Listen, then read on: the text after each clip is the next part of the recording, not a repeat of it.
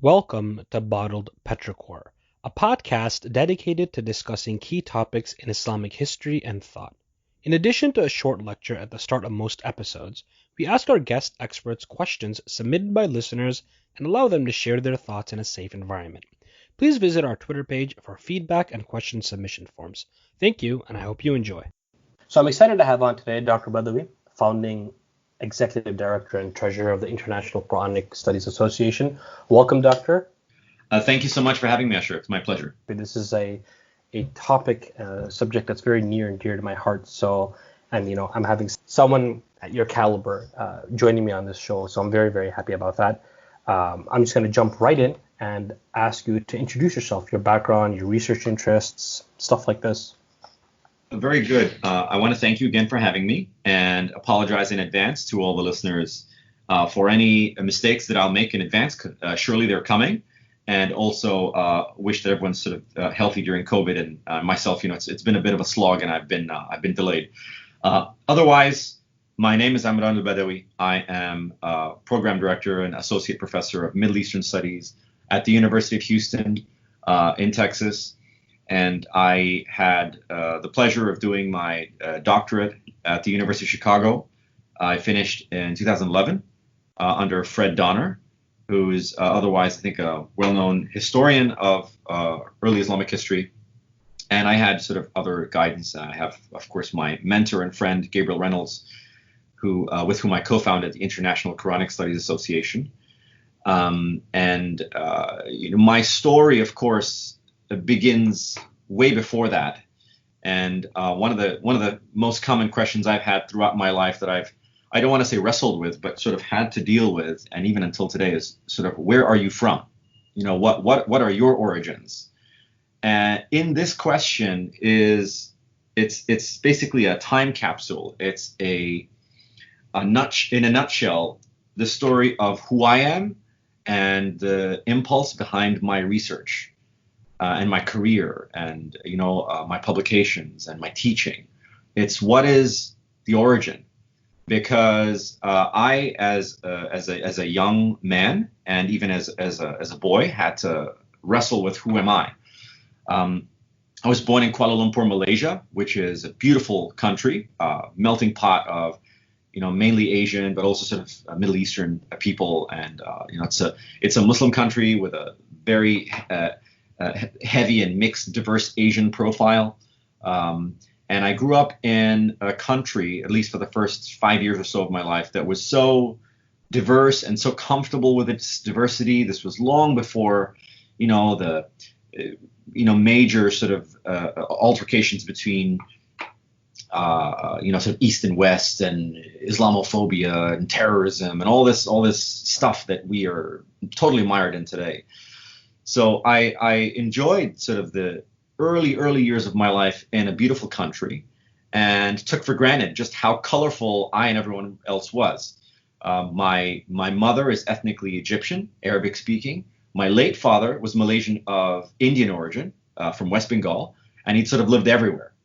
And that's sort of like everyone in Malaysia. Everyone is just sort of this sort of maritime, warm cultures mixing with each other. And a lot of our friends were sort of mixed, also Middle Eastern, South Asian, or, even occasionally European with something else. So that also was a big investment on the next stage in my life when we moved to Saudi Arabia and then to Egypt. I spent my formative years again as a youth, as a teenager, between the Middle East before coming to the U.S. And one thing that struck me when I went to those countries in the Middle East was, okay, well, I was moving with my family, with my parents and my siblings. I come from, a long line of medical doctors, well respected and successful. And I always found it odd when I got to the Middle East that I'm like, this is sort of the breadbasket. This is sort of the origins of Islam and Islamic civilization. Because that was probably the common denominator, the common thread. My mother had come from a different culture, my father from a different culture, and we were in a third culture. I'm a third culture product, shall we say. And I came to this place which seemed odd because they tended to practice this religion or this common bond that I was just beginning to understand or even be curious about in a very limited way. And I found that to be troublesome. Whether it was a very sort of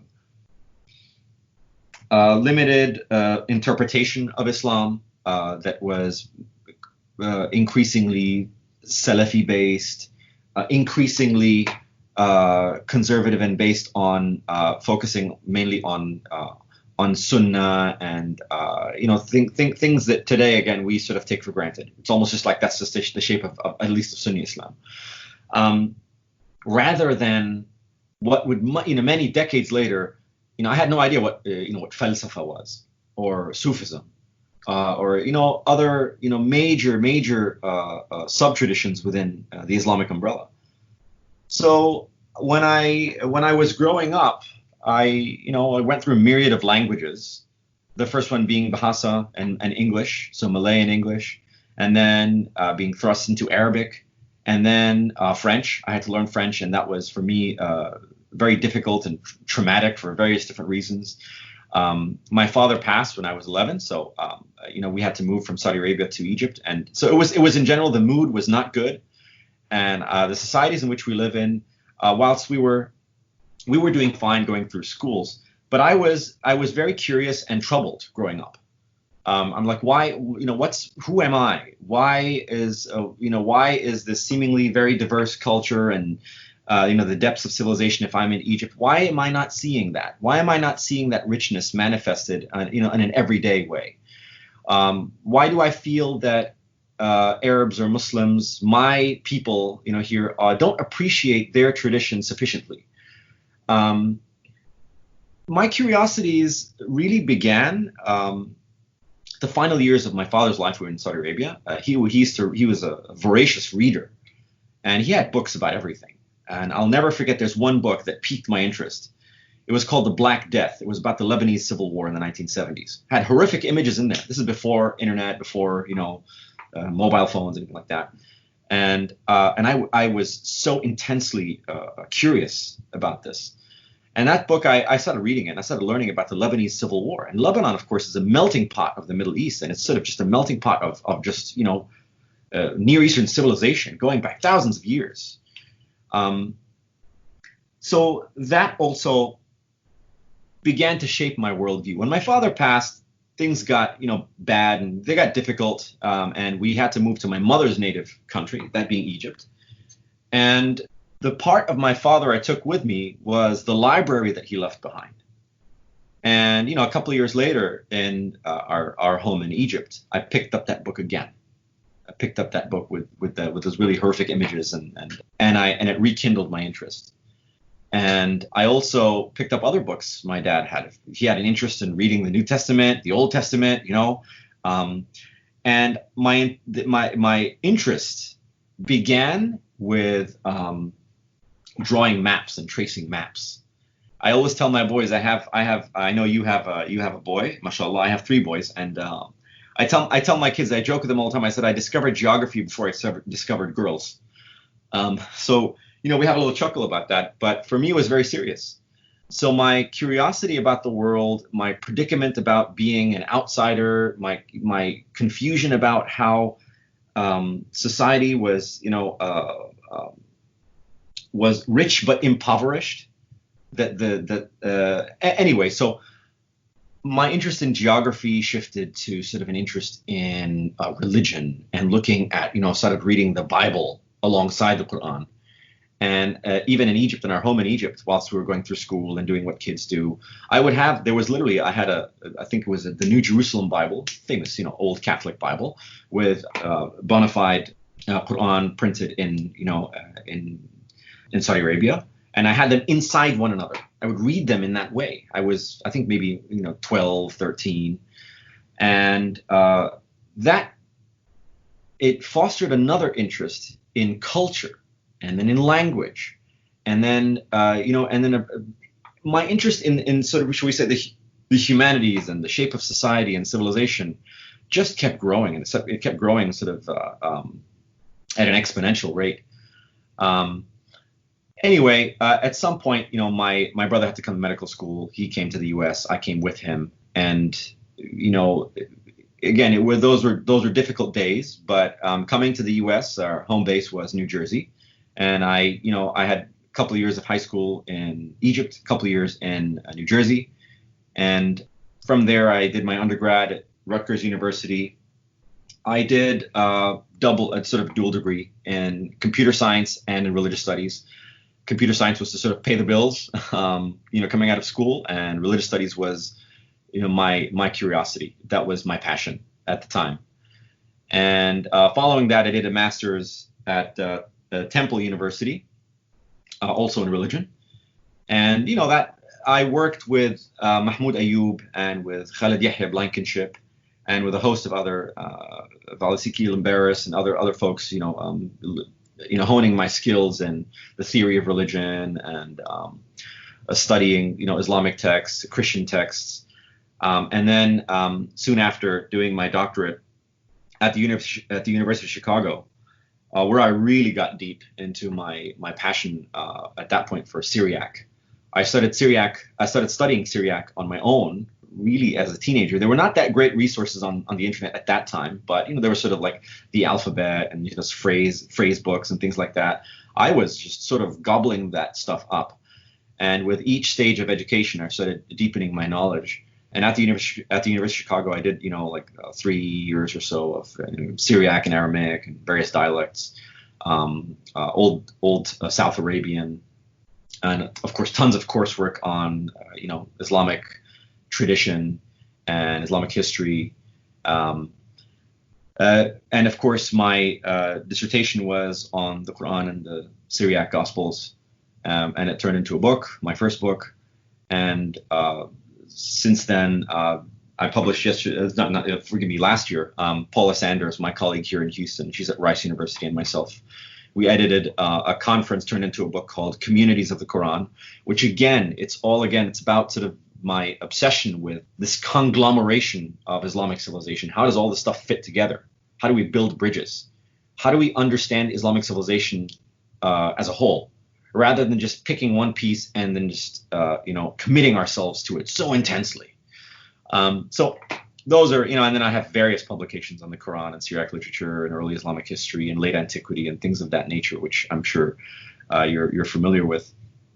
One last thing I'll say, just in the spirit of introduction, is when I finished my degree in 2011, I got a phone call from, again, my friend and colleague, Gabriel Reynolds. He said, he was thinking, he was speaking with SBL, the Society of Biblical Literature, very well respected academic society, which brings together scholars who do, a Bible and Christian Jewish studies, etc. And it has been doing so for over 100 years, one of the oldest organizations in North America of its nature. And, they wanted to start, or they were talking about starting a society for Quranic studies.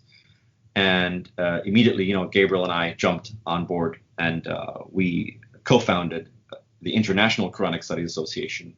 The press release was published in 2012. 2013, we had our first steering committee meeting in Chicago. 2014, we had our first conference in Baltimore. And then, we just started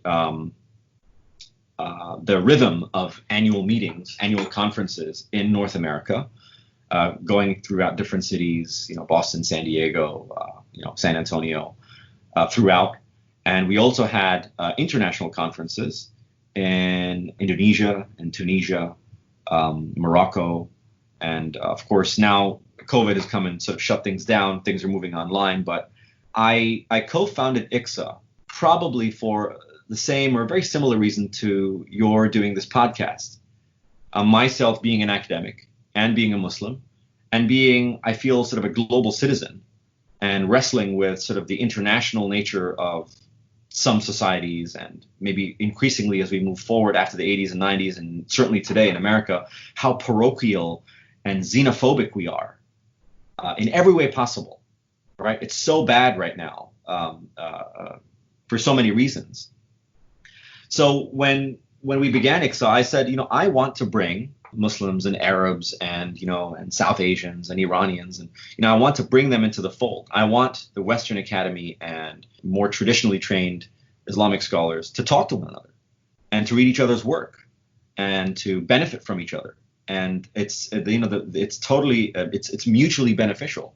And one thing I noticed when I was studying at Chicago and other places, talking to Fred Donner and other folks, Fred and I are friends as well, just how disconnected the two sort of academies are. So I thought, I have an opportunity to do some good through academia. And one thing that very much shapes who I am in my career is I believe that scholarship and teaching and everything that I do is a service. And I know that I have a major disagreement with some of my colleagues who I respect very much, who believe that scholarship is sort of, scholarship is its own thing. It's almost art for art's sake. There is also scholarship. It stands on its own. It's a firm and formidable force. And I don't disagree with that, but I'm not that kind of scholar. I believe that the scholarship I write and the lectures and talks that I participate in, and whether it's public or for a specialized audience, that at least to me personally, it has to sort of benefit someone in a way beyond just facts and figures. And maybe I'm not phrasing it, particularly eloquently right now, but that's something that's motivated me, and it's motivated me to co-found IQSA. And of course, I think we've done a lot of terrific work. We've made some mistakes along the way. We learn from our mistakes. We come back and do it better. We have, I think, some of the best scholars of Qur'an and epigraphy, paleography, manuscripts, history, theology, Christian studies, Jewish studies, all Islamics from all around the world. And we have, of course, a thriving blog. We have the Journal of the International Quranic Studies Association, which has published 4 issues until now. We have a book series, which has published 2 books until now, and a third. The proceeds to the Tunisia conference are, I think, in the final stages. We used to, until recently, again, have conferences around the world and across the United States and North America. We hope to, go back to those days in a more maybe ecologically friendly way. But I'm very much, I don't necessarily want to say emotionally, but I'm very personally connected to my research, and I think all of us are. And I think that it's important as scholars, and I've tried to do this in my my first 9-10 years in my job, to be honest about it, rather than state this is the absolute truth. To say I'm coming to this as a Muslim, but as an academic. And what does it mean to be a Muslim? I'm not necessarily like a lot of my co-religionists, who I respect very much, and I'm not necessarily like a lot of my colleagues, who I also respect very much. Anyway, that's the long and short of it. Thank you so very much. And these stories, they always captivate me. And these people who are kind of leaders in the field, when you kind of hear the questions that they had, the questions that they struggled with, the directions their life took, the decisions they made, it's really, really captivating. And I think that quality of kind of wanting I shouldn't say practical, but maybe I'll just say it, a practical application of the stuff that you study, of your scholarship, I think that's really admirable. Also, I don't know where I heard this, but I thought that you were half Egyptian and half Hyderabadi. I've never actually been to Hyderabad. I made sort of I don't want to say like a family pilgrimage to India a few years ago to discover my family there, rediscover them after many, many decades of not visiting. But it's West Bengal and Calcutta, to be specific. But I have family sort of all over. Okay. So we're just going to get started, and I'm going to ask, what is the traditionally understood story of the Qur'an's origins? I mean, who were the people involved? What was it like in their life? Where do we get the story, and are the sources for the story, are they authentic? Okay, so the classical Islamic tradition, that is to say, the body of literature written primarily in Arabic, later in Persian and other languages, stemming from roughly 750, maybe more like 800, till maybe the 13th century, what we call maybe the classical period. We have a lot of literature that is based on what we may call in Arabic akhbar or hadith, right? Sort of just reports, oral history, oral reports that come from individuals who either were contemporaneous with Muhammad the Prophet or after him, right? The Sahabis or Sahaba or the Tabi'in or Tabi'in. So you have those three generations that the classical sources extol, and we could talk about that separately. But you have, just to briefly touch upon the sources, within the late 8th till early 9th century, the first bodies of literature you have. What is it that Muslims started writing when they first started writing? Now, first of all, you have the Qur'an, which is a text you can date to, if you want to be really, really sort of out there, you can say maybe even the early 7th century. If you want to be sort of in the middle, you'll maybe say around 656, which is the death of Caliph Uthman ibn Affan. And if you want to be sort of very conservative about things, you could say until Abd al-Malik, who dies in 705. You don't have any writing that is of a literary nature, that books that people publish, that people sell or copy, that are extant in this time period. They really emerge afterwards, and they emerge with the Abbasids. The common wisdom, of course, is that the Umayyads are conquering the world, and when the dust settled, the Abbasids took over, and they made sort of this intellectual empire. And there's a lot of truth to that very basic claim, that outline. If we look during the Abbasids, who start in 750 till about 1257 or so, you have the Sirah, which is the hagiography of Muhammad. It is literally the Sirat Rasulullah means the life of the Apostle of God. It's so important for especially your Muslim audience to realize that is exactly how Christians wrote about their saints. The life of Ishoya, the life of Ephraim, etc. And the term Sirah fits in the category that we would speak about, whether in the realm of history or religion, of hagiography, lives of saints. In this case, it's not a saint; it's someone who's like the greatest among them, Muhammad the Prophet. So you have Sirah, you have the Maghazi conquests, you have Akhbar or Hadith, the prophetic traditions, and you have the Tabaqat literature a little bit later, which is literally sort of the biographies and the shape of the Islamic intellectual tradition, and other sort of even more further oral traditions like the Ayyam al-Arab and other bodies of literature and Shi'r, poetry, and various bodies of Arabic, Khalil ibn Ahmad and Sibawayhi that are famous for teaching us Arabic. All of this comes way after the Quran. Some, again, some estimates are as little as 60 years after, and others maybe as much as 2 centuries. So you have about 100 years or so of oral history, after which these huge luminaries, whether it's Ibn Ishaq, Ibn Hisham, Tabari, Ibn Sa'd, Ibn al-Nadim, these encyclopedic, there's of course a long tradition of encyclopedism and encyclopedic knowledge that was very strong within Islamic civ. These guys, again, a century or so, plus or minus, start writing. They start writing about who was Muhammad the Prophet. What was this message that he brought, the Qur'an?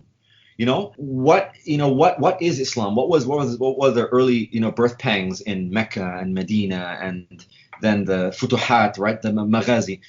They start writing about this stuff, and within all that the oral history turned text, coming a century after the fact, there are various nuggets of information that inform us, according to the memory of early classical Muslims, about what the Qur'an is. And now it's not just among Muslims. One thing I also want to bring to your attention is, one of the earliest narratives we have of the Qur'an being sort of collected and edited and printed comes from Abdul Masih al-Kindi, which I don't have his date right now. I'm not sure if it's 9th or 10th century, but he's Christian, and he's writing about how these Muslims, his cousins, collected and wrote their text. That's fascinating. We have also nuggets of information from the Sirah of Ibn Ishaq, preserved in Ibn Hisham and Tabari. We have nuggets of information in the Hadith. And I think that, the traditional narrative will be something that a lot of your listeners will be familiar with, namely that under the first Caliph Abu Bakr and then second Caliph Umar, there were sort of attempts to sort of collect from the companions of the Prophet, the Qur'an. What Qur'an do you know?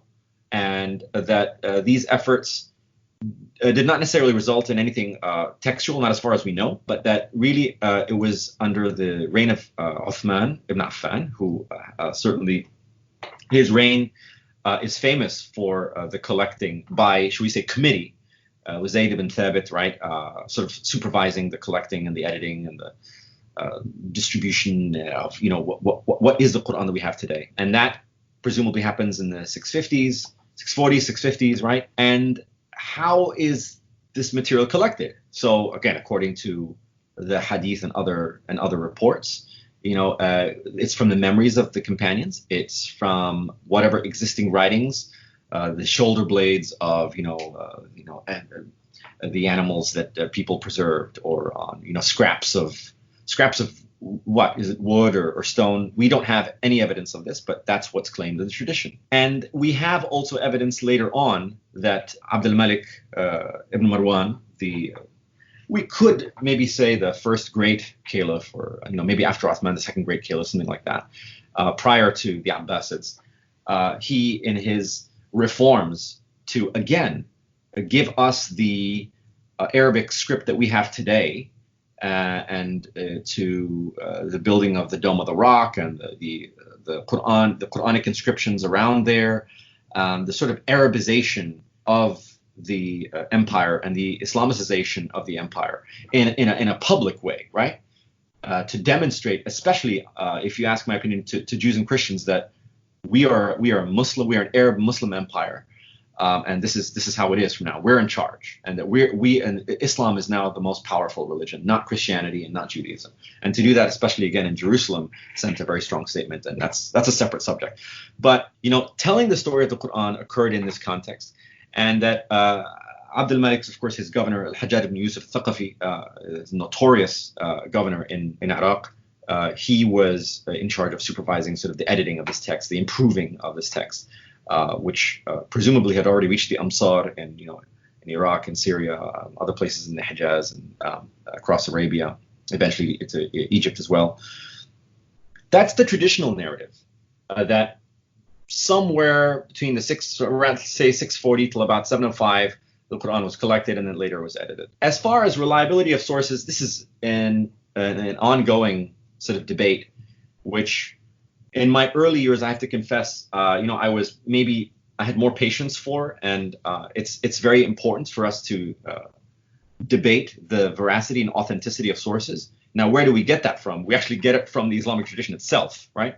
If Imam Bukhari says that he collected, 6,000 hadiths, but he listened to over 100,000, well, that tells me that, the authenticity of the hadith reports that Imam al-Bukhari himself was collecting was something like 5 or 10%. So if you ask me now, I would say that the authenticity of collectively these reports, especially of pre-Islamic and early Islamic history, is I think that the outlines are there, and I would second Fred Donner's sort of kernel of truth thesis, that there's a kernel of truth to the things that I just mentioned. But the details, I don't believe are necessarily true, and I think that they tend to reflect the mood, the sectarianism, or the tribal conflict, or the shu'ubiyya, all this sort of one-upmanship, the showmanship of later generations, of Umayyad versus Abbasid, of Persian versus Arab, of Muslim versus Christian versus Jewish, right? This stuff was intense, and it continued for centuries. And it affected the details of these stories. But I do believe that, the Qur'an could have only emerged from where the tradition said it emerged, in the time period in which it said it emerged. And, if we were unconvinced about absolutely everything, of course, there's famous work by Behnam Sadiqi and Mohsen Gudarzi and others who, before him, of course, Khyat Pruin, folks who do radiocarbon dating. And, the more and more we test the Hijazi manuscripts that were preserved, at least for the longest time, in Sana'a, Yemen, the older and older they get. So the most liberal carbon dating would take you to the early 8th century, like maybe 705 or 710. But there's good reason to think that you have a Qur'an, you have some sort of printed text or written text by the 650s, maybe, right? Maybe even 640s. You put a question mark on there, but it's a very small one. So I think that we can take the outlines of the story, but the details and who was where and what they said and who beat themselves on the chest, that I think is we have to read between the lines. Understood. And what are some of the competing views of the origin of the Quran by Western scholars? Right. So wow, how much time you got? But let me try and sort of distill them into sort of two or three groups. So we have the traditional narrative of what the Quran is, where it comes from. And we have among Western scholars, we have to acknowledge and sort of pay respect to the classical German, Bismarckian or post-Bismarckian, academic enterprise. The Germans really did set the standard for the Western Academy of the study of Quran, because they are the ones who set the standard for philology and the study of religion, and then the study of various other disciplines. And studying the Quran was just another sort of card in the deck. So, you have in the beginning, it's very haphazard. You have, of course, Abraham Geiger, who himself, as a sort of very liberal-minded Jew or sort of a reformist Jew, is writing in a European context where Judaism is more progressive than Christianity, and is writing about the sources of religion, very, very sort of secular approach to religion. He writes, of course, his book on Was hat Muhammad auf Judentum aufgenommen. So, this is, you have this work on what has Muhammad borrowed from Judaism. That's, some people take this as sort of the beginning of the study of the Quran. We may debate that. And of course, it's not really a methodologically sound, shall we say, beginning. But Geiger is brilliant. He made a ton of good points, and he made a great deal of connection between the Qur'anic text and rabbinic Jewish tradition, which is undeniable. The Qur'an itself says that, right? To a large extent. And of course, after that, you have also in German, the Geschichte des Qur'ans by Theodor Noldeke, which is a classic until today. And of course, its volumes later on by his successors, culminating, we could say, in Angelika Neuwirth's research today. And we could call this maybe the Berlin School. And this, I would argue that over the years, this body of literature, the Berlin School, should we say, is built upon Islamic tradition, and certainly looking at what we can call chronology, the Meccan versus Medinan surahs, and anything, the Nasikh and Mansukh, not as much, but looking at the sort of the basics, the precepts of Ulum al-Quran, and especially the Mecki and Madani. They form the foundations, I would say, for the Western study of the Quran. In the we can call it maybe the Berlin School, which persists until today. We have Nikolai Sinai, of course, is sort of maybe the cutting edge on this. He has a terrific new book in German and in English on the text historical approach to the Quran. It's that's not exactly its name, but it's a terrific book. That's probably one thread which you might maybe call the traditional school, or the traditional approach to the study of Quran in the Western Academy. You also have, shall we say, maybe a skeptical approach. Skeptical maybe / revisionist, but if we stick with the word skeptical, we could go all the way back to the 1970s in London with John Wansbrough and his numerous students, all again luminaries. You have Patricia Crone and Michael Cook, Gerald Hawting, Andrew Rippin.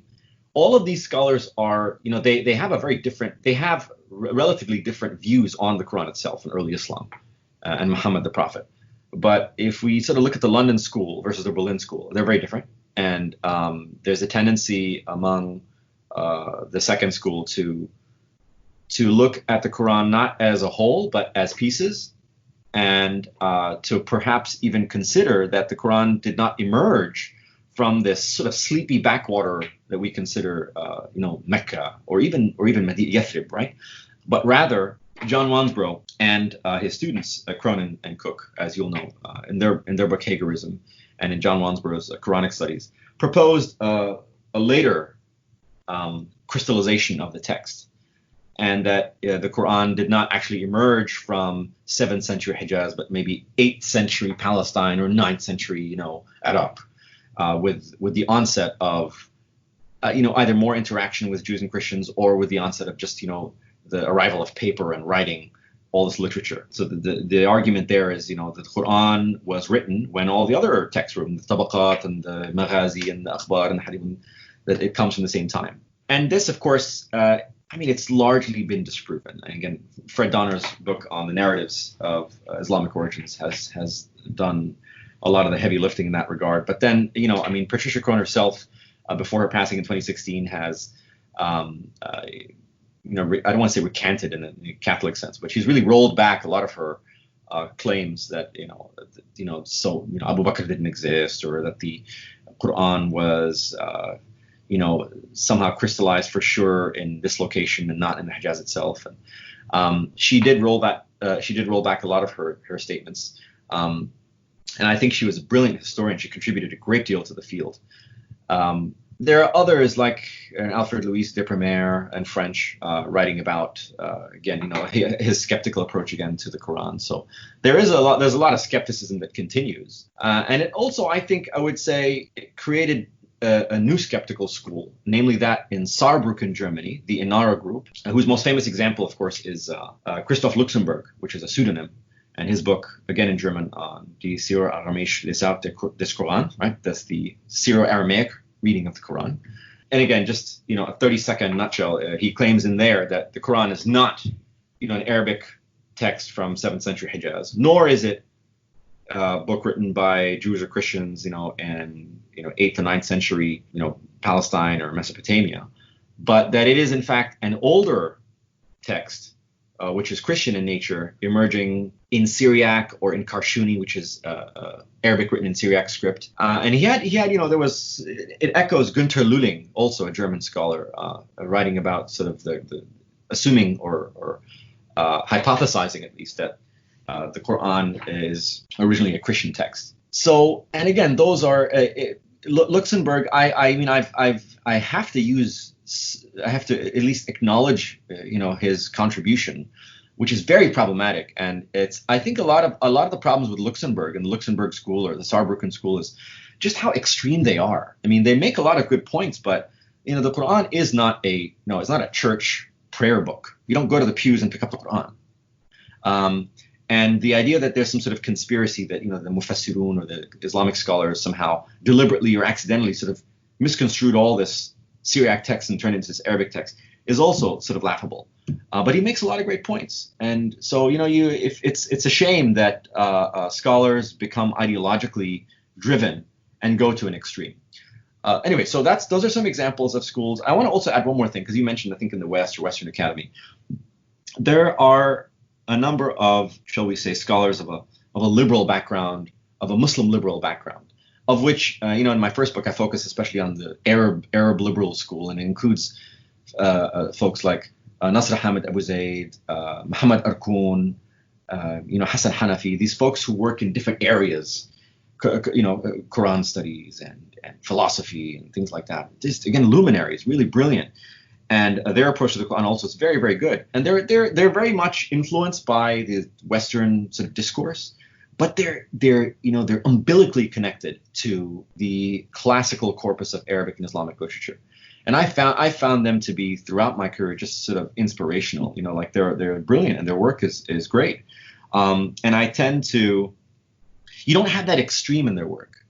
And I sort of look at them, not all of them, but especially when it comes to their academic work. Not when they become political, that's separate. But in their academic work, I really look at them as role models. They're able to take the tools of the Western Academy and take the rote wisdom and the weight of the Arabic tradition and really publish some great works like Abu Zaid's Mafhum al-Nas, the concept of the text. It's a terrific book. Just sort of brings everything together. Anyway, there's always new publications coming out. There's a lot coming out now in French also. There's Mohamed Amir Mouazi and Guillaume D have edited the Le Coran des Historiens. So this is of course the historians' Quran, or the Quran of the historians, which I have not penetrated all of its pages, but it's a terrific 3-volume collection, which probably, as far as being sort of a collection, is the newest, latest, and greatest publication in Quranic studies in the West. And it brings together sort of a little bit of everything I've just mentioned. It brings together scholars who are, skeptical, traditional, revisionist, liberal, etc. All these different impulses, and it looks to be really a terrific work. And there's a lot of work ahead, but there's a lot of good stuff that's come out as well. Kind of based on what you were saying, I mean, what would you say is kind of the current, if there is a consensus amongst Western scholars about the origins of the Quran? I mean, is it leaning more towards the traditional understanding of the Quran's origins, or do we still have different theories? The Quran maybe predates the Prophet, or stuff like this?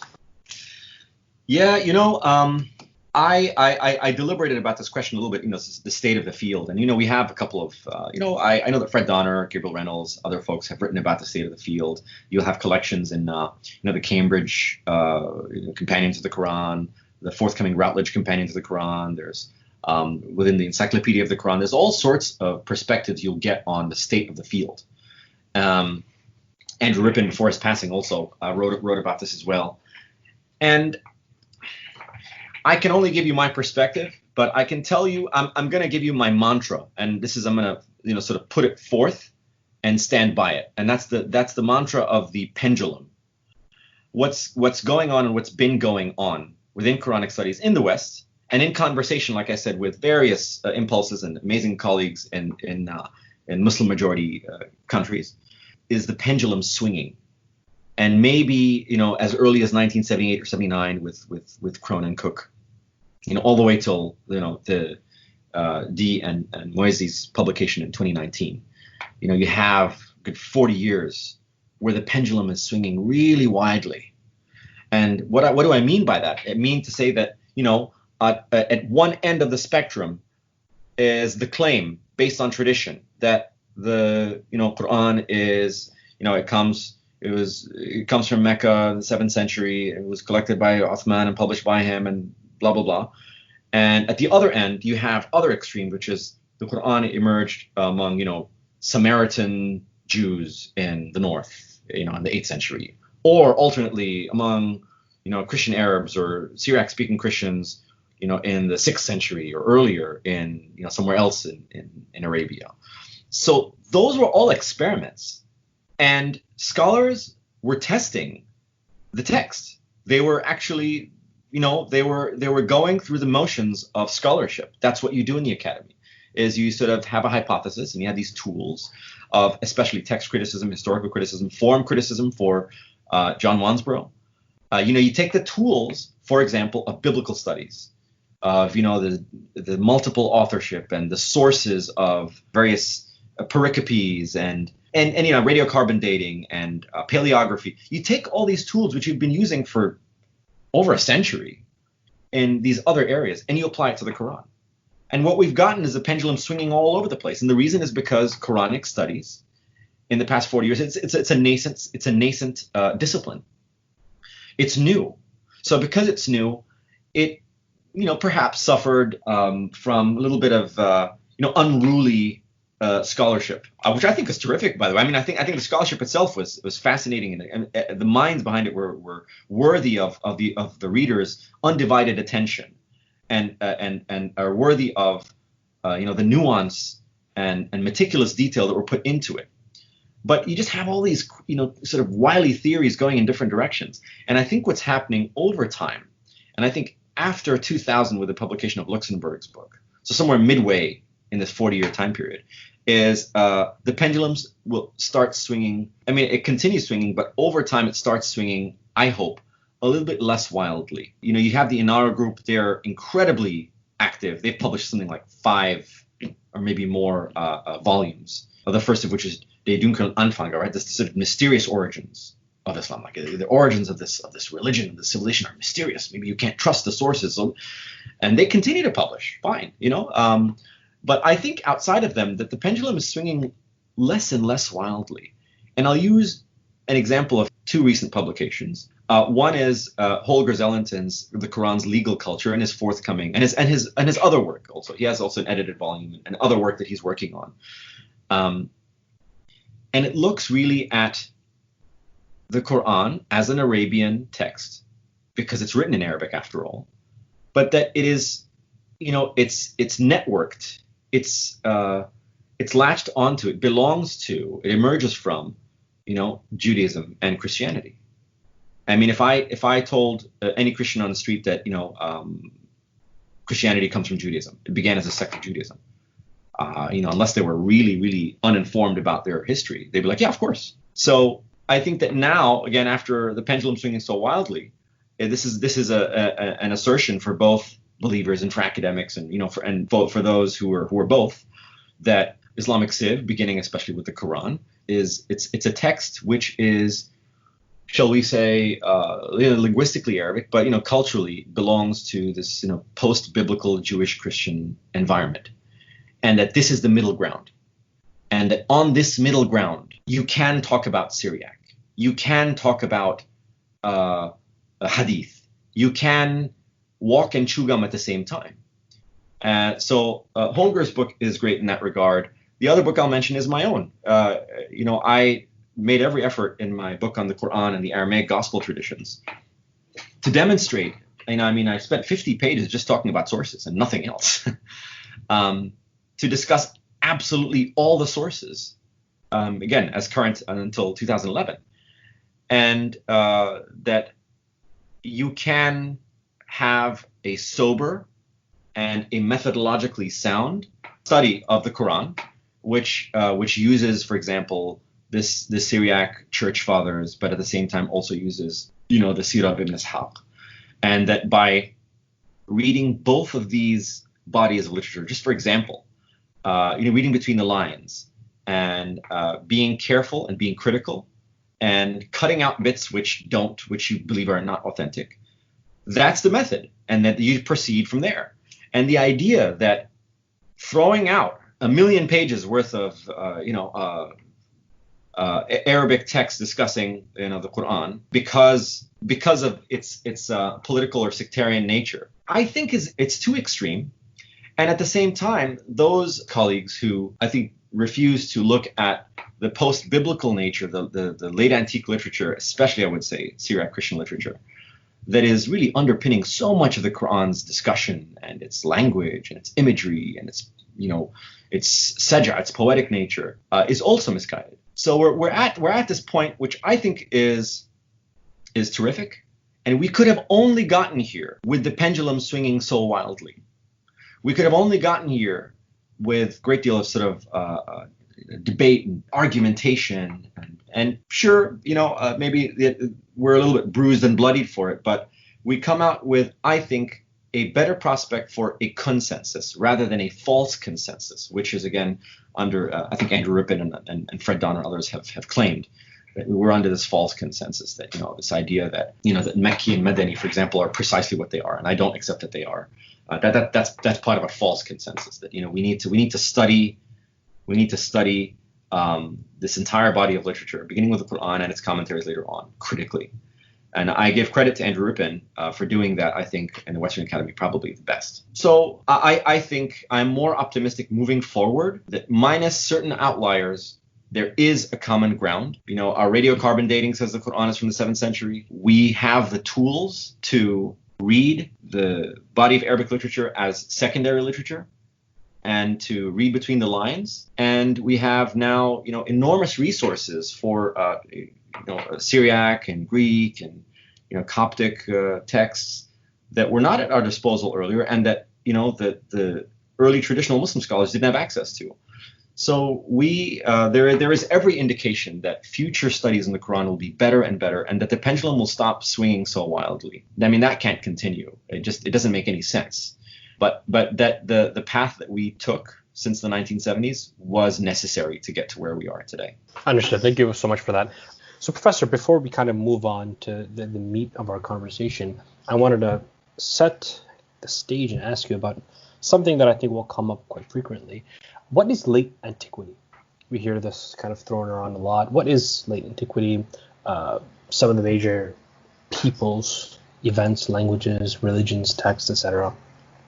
Late antiquity, well, we have to First and foremost, I mean, it's a term which was coined, right? Peter Brown, maybe 70s and 80s, famous historian, coined this phrase called late antiquity. And as far if according to my understanding, it refers really to the time of the great empires sort of in decline. And the idea was looking at the 3rd century, and among the Romans especially, there's the crisis of the 3rd century. Emperor Diocletian sort of enters the picture, and there's he sets up the tetrarchy, which it doesn't. I mean, it helps for a while, but the crisis of the 3rd century sort of continues, and throughout the course of the continuing centuries,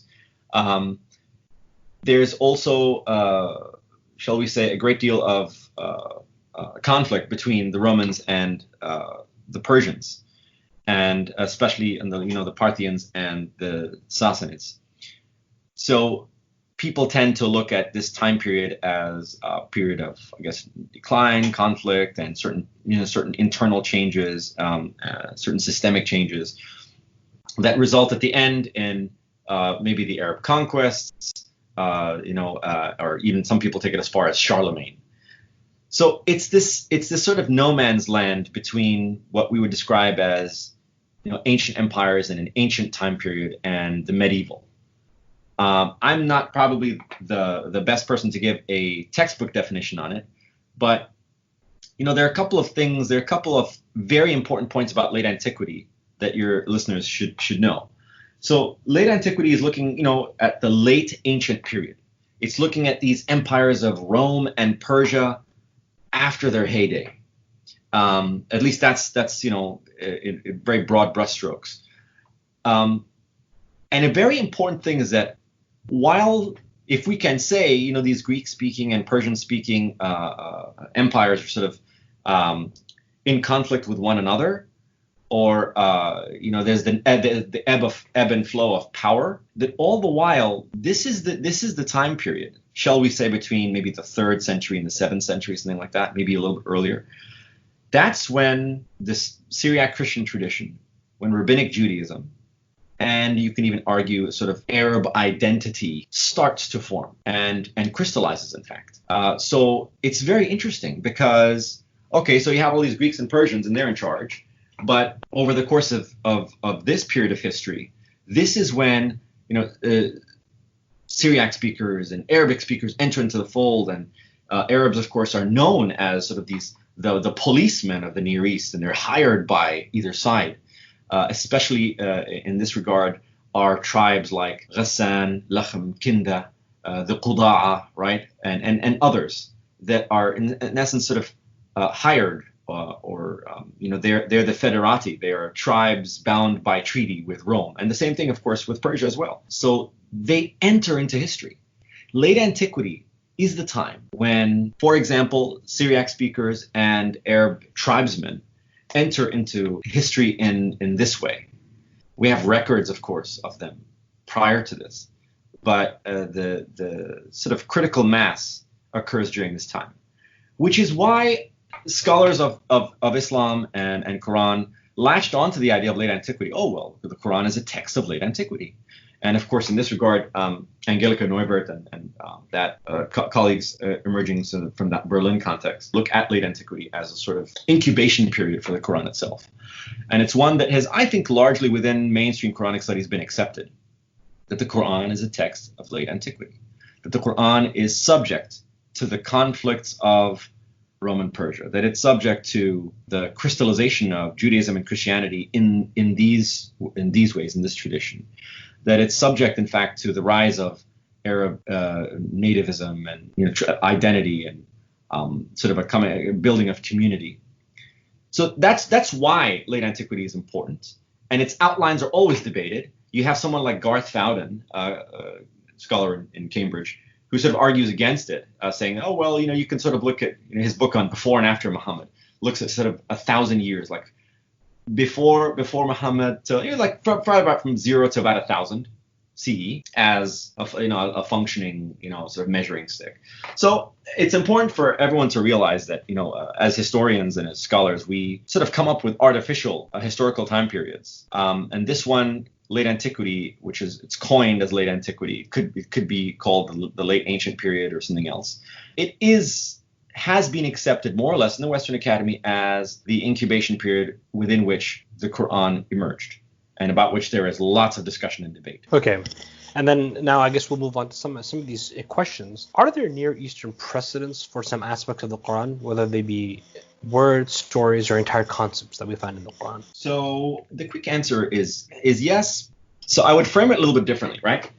What happens is, and I mentioned this, of course, in my first book, that within the Near East, beginning during its most ancient period, throughout the periods of antiquity, late antiquity, it's medieval and early modern and even present day incarnations. The traditions, the identity, the culture, the genealogy of the peoples and especially their texts, whether oral or written, are composite. So this is really important for the listener to absorb. That every book written from the beginning until the end builds on the book before it. It's a very sort of basic analogy. So if you're looking at what's the earliest piece of literature, I mean the project I'm working on right now looks at a female power in late antique Arabia, and our earliest author is in fact the daughter of Sargon the Great, right? The Mesopotamian king, and his daughter Inadwana, right? I guess I don't have her dates right now, but our first author of history that we have by name is a woman, and she's writing in an old Semitic dialect based on Akkadian, whether it's I forget, Neo-Babylonian or Assyrian, but she writes as a priestess of this goddess Inanna. And those stories that she writes,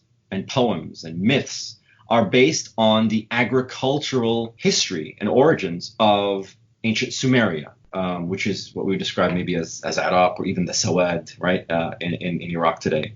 So there are various myths and astrological symbols and figures, whether it's Gilgamesh or Inanna or Enkidu, or all these ancient figures that represent something immediate and relevant to an agricultural society. Now, with the onset of time, because the beginnings of writing really began, one, in ancient Sumeria, and two, in ancient Egypt, the progressive and subsequent cultures, be they, the Canaanites or the Aramaeans or the Arabs or, what have you, they inherited, of course, the myths and the stories and these figures and symbols from ancient Mesopotamia and ancient Egypt. And just with every progressive generation, again, you have the writing of what you describe maybe as the Hebrew Bible or the Old Testament, very much influenced by ancient Near Eastern stories. And after that, of course, the New Testament, which is influenced by, of course, it contains within the message or the memory of the Old Testament, and progressive layers of Platonic philosophy and things of that nature. And of course, after that, you have the Qur'an, which again builds upon Old Testament, New Testament, and considers itself to be this sort of final testament. Only that applies only to Muslims, of course, right? I don't want to offend anyone, but again, it's influenced by I would say the post-biblical commentaries and discussions of its day. So it's important for your listeners to realize this is how texts are written. This is how traditions are born. This is how wisdom is passed on from one generation to another. And we see even echoes of that in something like a word like sunnah, for example, right? It is a passed on tradition. In the Near East, it's a place where we don't get rid of anything old. You keep everything, right? And you just keep it it's reincarnated over and over again. So in a broad sense, when the Qur'an is talking about Abraham or Ishmael or Yusuf or Moses or Jesus or the Virgin Mary or any number of realities or people, whether it's paradise and hellfire. Maybe we can talk about that later as well.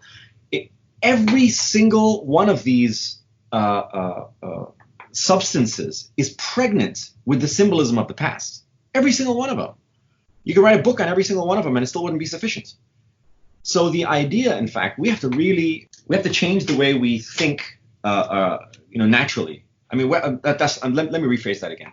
Naturally speaking, this is how texts are written. So we have to actually unlearn a lot of what we think is natural. That the Qur'an is sort of singular and it only has one source, which is the heavens. God speaks through the Prophet Muhammad, and then it's there.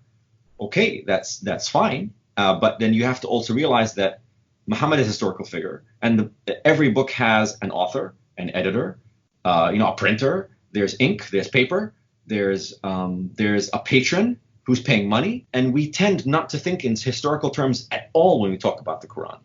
And that's the problem. Is actually we have been, and we in this case I'm talking about myself, as someone who comes from a Muslim background.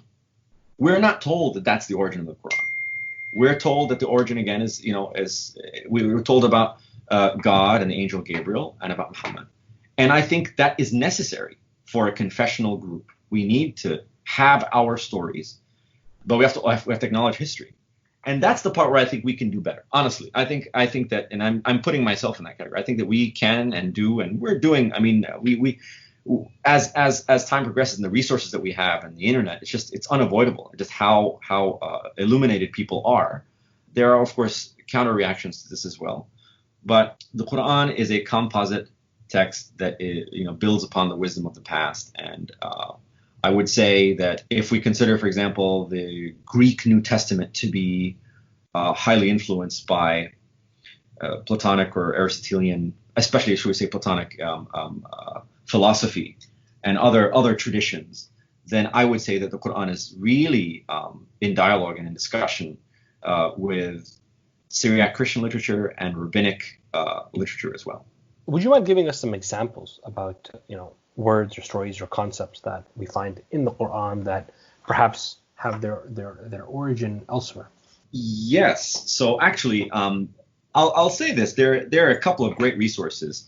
You have some antiquated ones, which are a little bit unruly, but a lot of great information. You have, of course, Alphonse Mingana has an article on the Syriac underpinnings of certain phrases in the Quran, and you have, of course, Arthur Jeffrey's Foreign Vocabulary of the Quran.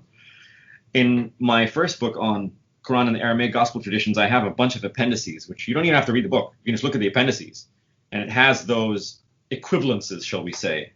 And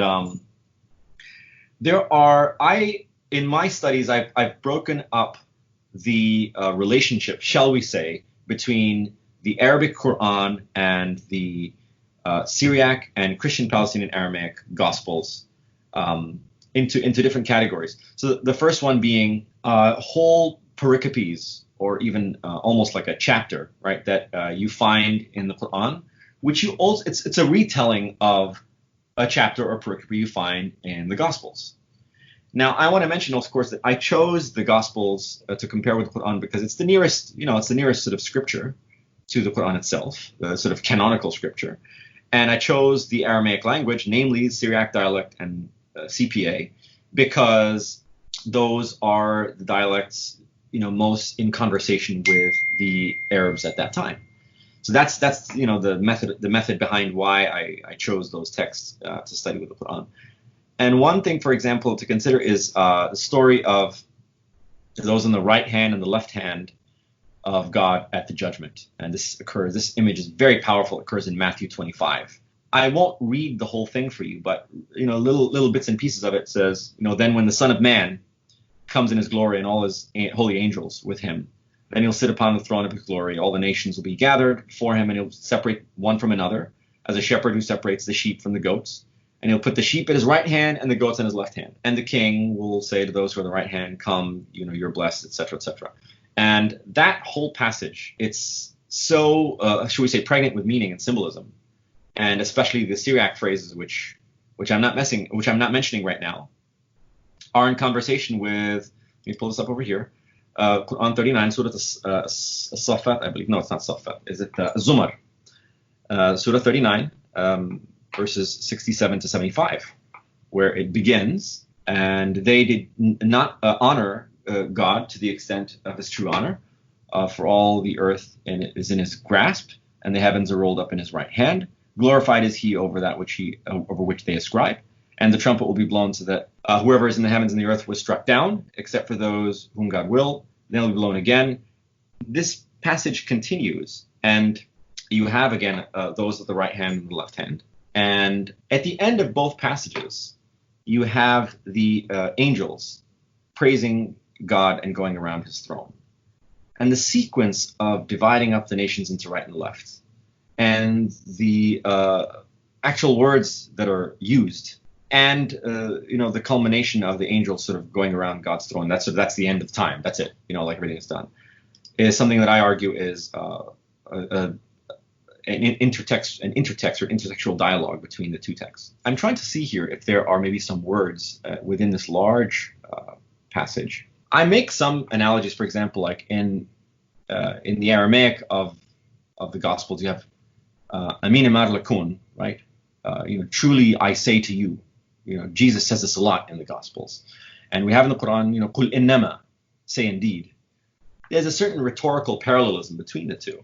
Or, al-haq aqul, truly I say to you, Amin amar lakun also. There's also parallels in hellfire again, between al-kafirun, the rejectors or unbelievers, and akil qarsa, and this is in Syriac meaning literally those who backbite, or those the biters.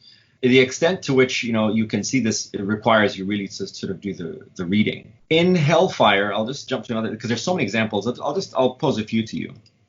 There is the passage in Luke 16, 22 to 31 between Abraham, Lazarus, and the rich man. And it begins, this happened that a poor man died and the angels carried him to the bosom of Abraham. In addition, the rich man died also and was buried. And while he was tormented in Sheol, I'm going to skip a little bit. So Abraham receives him in heaven and says, okay, and then the rich man goes to Sheol. We can consider that hell, maybe not.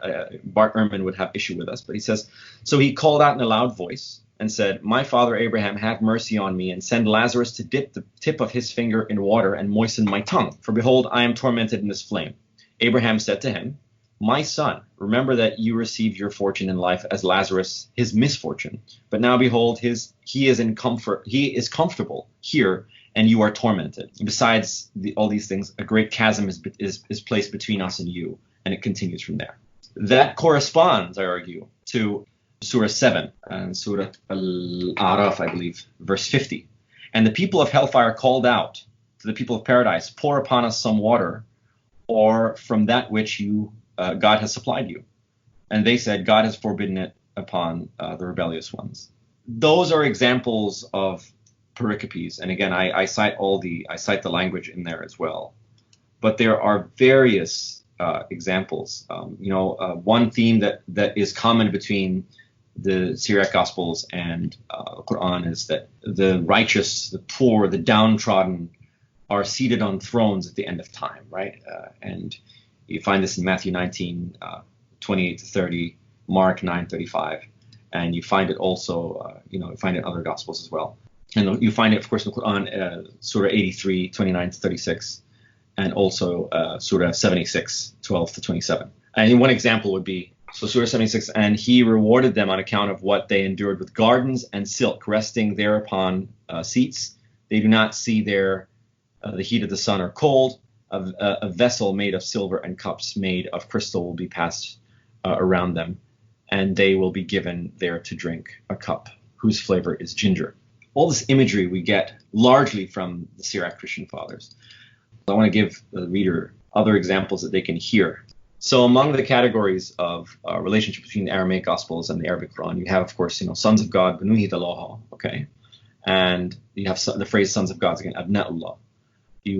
The house of offerings of God, Bait Qurban Dalaha, right? You have in the way of God, Fi Sabilillah.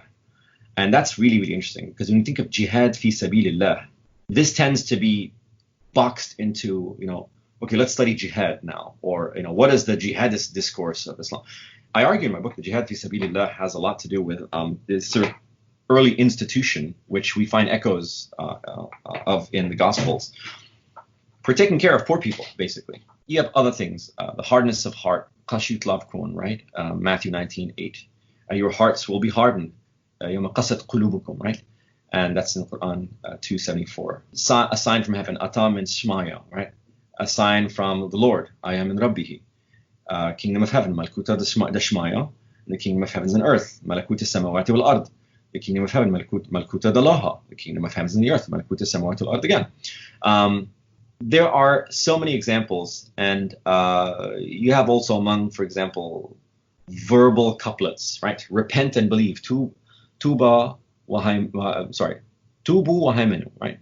And you have in the Quran, taba wa amana, wa amila salihat, and this is how the phrase goes, of course. And the baptism of repentance for the forgiveness of sins, you have in the Quran, repent to God, a clear repentance. Perhaps your Lord may blot out your sins. And you have various lexica, sort of just, words. You'll have glutton, akel, or the one who devours food, ya'kuluna ta'am. You have the marketplace, the shuqa, right, or the marketplaces, aswaq. Prophets and sincere men, or prophets and apostles, right? Nabiyya wa siddiqe, the prophets and sincere, right? You have an-nabiyyina wa siddiqeen, or an-nabiyyuna wa siddiqoon, in the nominative. The elect whom he elected, Gabia the Gaba, right? And you merely chose a few. Ijtabaitaha, or ijtaba is I would say a heavily Christianized term, which enters into the lexicon as well.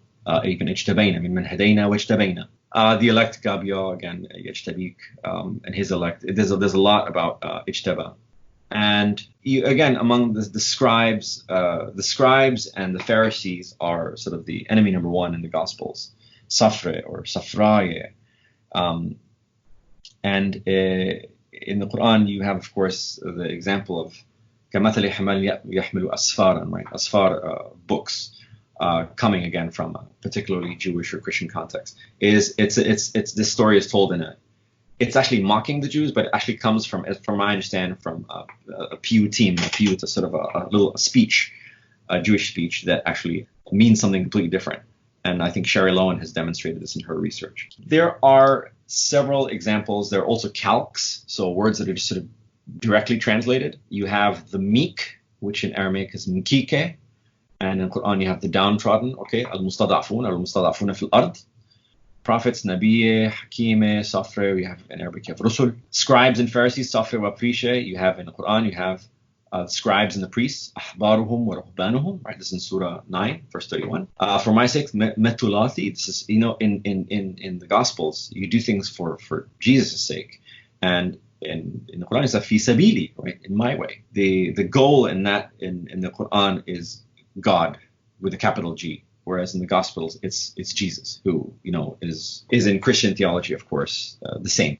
And you have other phrases, some of which I've mentioned, but, a mustard seed, fredda the khardala, right? The weight of an atom. You have mithqala dharra.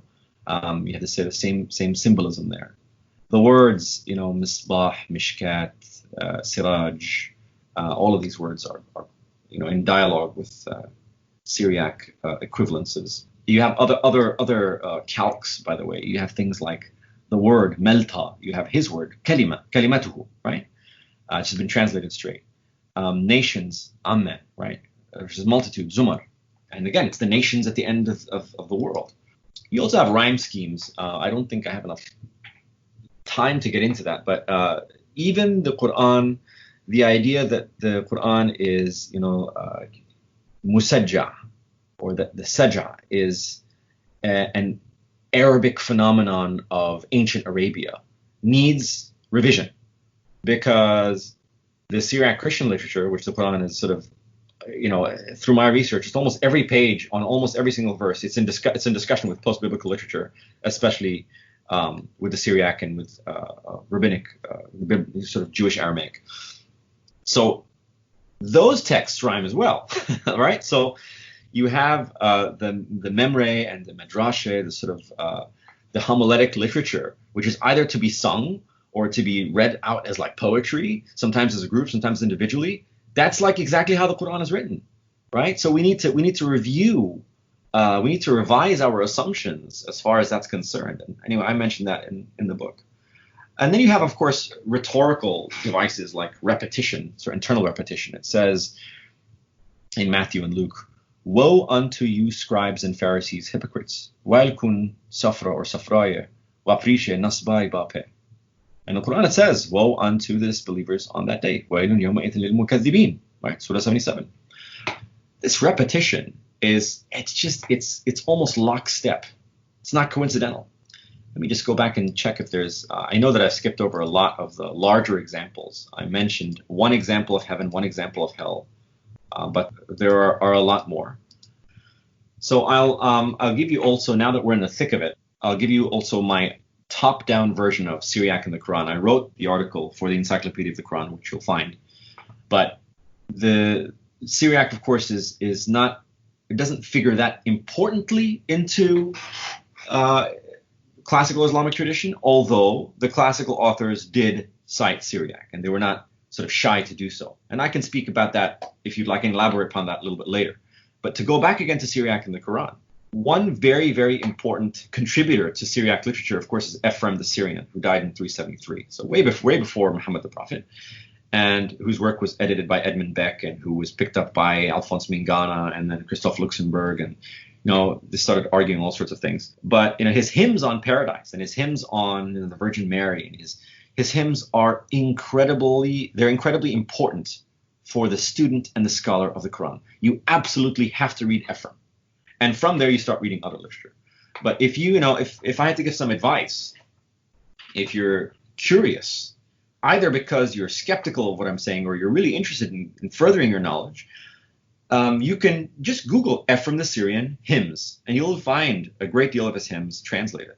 And you can find, the original Syriac as well, but then that requires a little bit of study. But if you start with the translation, you'll find quite a lot that informs your knowledge from the Quran, from what you've learned in the Quran, about paradise or about certain images of Jesus and Mary. Now, it's not just him, but I would start with him. And one thing I wanted to mention is, let me mention something about paradise. He has, of course, a great deal of discussion about paradise. And Ephrem is a church father, and he is writing based on his conviction and his knowledge.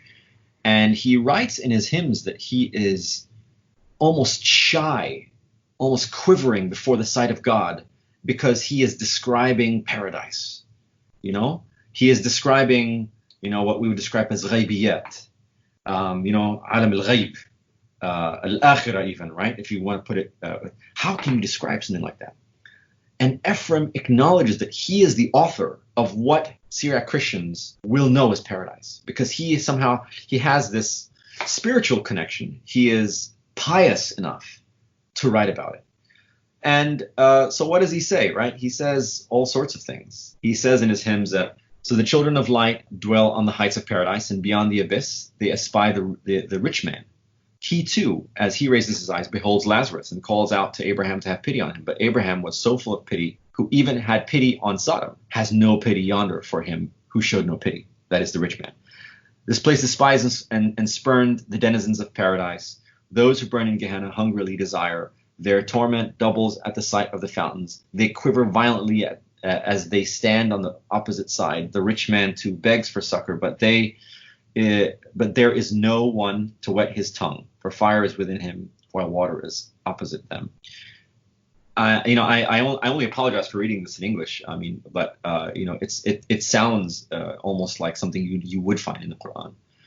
Elsewhere, paradise is illustrated in both Ephrem's hymns and the Quran, which combines the celebration of fruitful luxuries alongside the exaltation of perfection, youthfulness, and virginity. So grape clusters, right, moreover become a metaphor for virgins, saints, and Christ himself.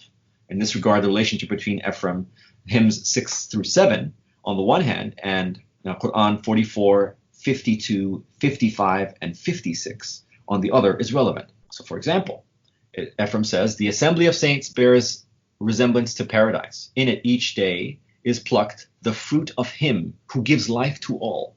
In it, my brethren, is trodden the clusters of grapes to be the medicine of life. The serpent is crippled and bound by the curse, while Eve's mouth is sealed with a silence that is beneficial. But it also serves once again as the harp to sing the praise of her creator. So like Christ, the pious few are likened to the clusters of grapes, ready to be picked. However, the fruit metaphor extends further to reward the pious few who, of their own free will, or on account of their death as a child, did not partake in the life of wine or sexual relations. Their reward is to pick from the clusters of grapes in paradise. So I'll just paraphrase real quickly. Again, Ephraim says in his hymns, that sort of there's this divine creature. He picks from the grape clusters, and the grape clusters picked from themselves, because the grape cluster hanging from the tree represents virginity and sort of childhood almost. The pure children to be picked, the virgin women who reject marriage, and the men who abstain from wine are likewise reforged in Qur'an 55. So what does it say in this context of Qur'an 55? It says, and for he who fears the station of his Lord are two gardens. وَلِمَنْ خَافَ مَقَامَ رَبِّهِ جَنَّتَانِ. Of course, it's much better in Arabic, but I'm just going to continue. There's a refrain. So by which of the works of your Lord will you deny? Having branches, refrain. In them are two running springs, refrain. In them are two of every fruit, refrain. They recline on couches padded with brocade, while the harvest of the gardens dangle, refrain. In them are creatures shrouded in leaves, qasirat tarf, which neither human before them nor spirit has touched, refrain, as though they were rubies and pearls. The virgin men, women, and children of paradise reappear in Surah 56, Al-Waqi'ah. And you become three classes. So the companions of the right hand, what are the companions of the right hand? And the companions of the left hand, what are the companions of the left hand? And the freemen, as-sabiqun as-sabiqun. They are the near ones in pleasing gardens, many among the forerunners and few among the successors, upon woven beds reclining upon the opposite sides. Immortal children, wildanun mukhalladun, crowd over them with goblets, pitchers, and a cup out of a spring. They are not pained by them, nor are they rebuked, and fruit from their choice, and birds meat as they desire. And white eyes, hura'in, the likeness of pearls wrapped up as a reward for what they used to do. So in this context, to bring it all together, an amended translation of Surah 52:20 may read, they recline upon beds and rows, and we've comforted them with white eyes. Where we comforted them may just as likely be read, we paired them. Anyway, considering the undotted rest. Ephraim is certainly anxious about the boldness of his claims, because the union of freemen reclining on beds and picking clusters of grapes, like the virgins in the bridal chamber, is sexual in language. Through ultimately a mystical union with Christ and his church. This fits the Qur'an's late antique understanding of paradise, rather than that of the medieval tafsir. The contribution of Syriac homiletics, biblical texts, and apocrypha to Qur'anic studies has led some specialists to read the Qur'an as homily, and I in this regard I am talking about Gabriel Reynolds. But what we have, especially in Surah Ar-Rahman and Surah Al-Waqi'ah, with this incredible foliage that you have, there's a mountain with a garden and there's rivers flowing through it, is very intimately tied to Ephraim's paradise, where it's neither hot nor cold. There are sort of mild seasons, and there are three classes. There are basically virgin men, virgin women, and these babies, and all the other imagery that you get, right? The two gardens, etc. All of this comes from Ephraim. It comes from no other text. And if you go even deeper, well, where did Ephraim get it from? He again is someone who is, he's a sheikh of his day. He is writing as a poet, as an artist. He's reflecting, he's meditating on Christ, on the Virgin Mary, on the beauty of divine revelation and of wonder. One thing that is critical in the theology of the Qur'an and the theology of the Gospels is the theology of wonder. And this is where we get ayat, right? the word ayah is just basically means wonder, right? It's a sign. Everything around you is just wondrous. Everything is a sign of God. From the lines of scripture to the falling rains, to the mountains, to the sprouting of plants and foliage and flora and fauna, all of this is in discussion with Ephrem. And he gets it, of course, by meditating on the Gospels. And the Gospels that get it, they are themselves sort of a revolutionizing of the Abrahamic traditions and so on and so forth, going back and back and back in time.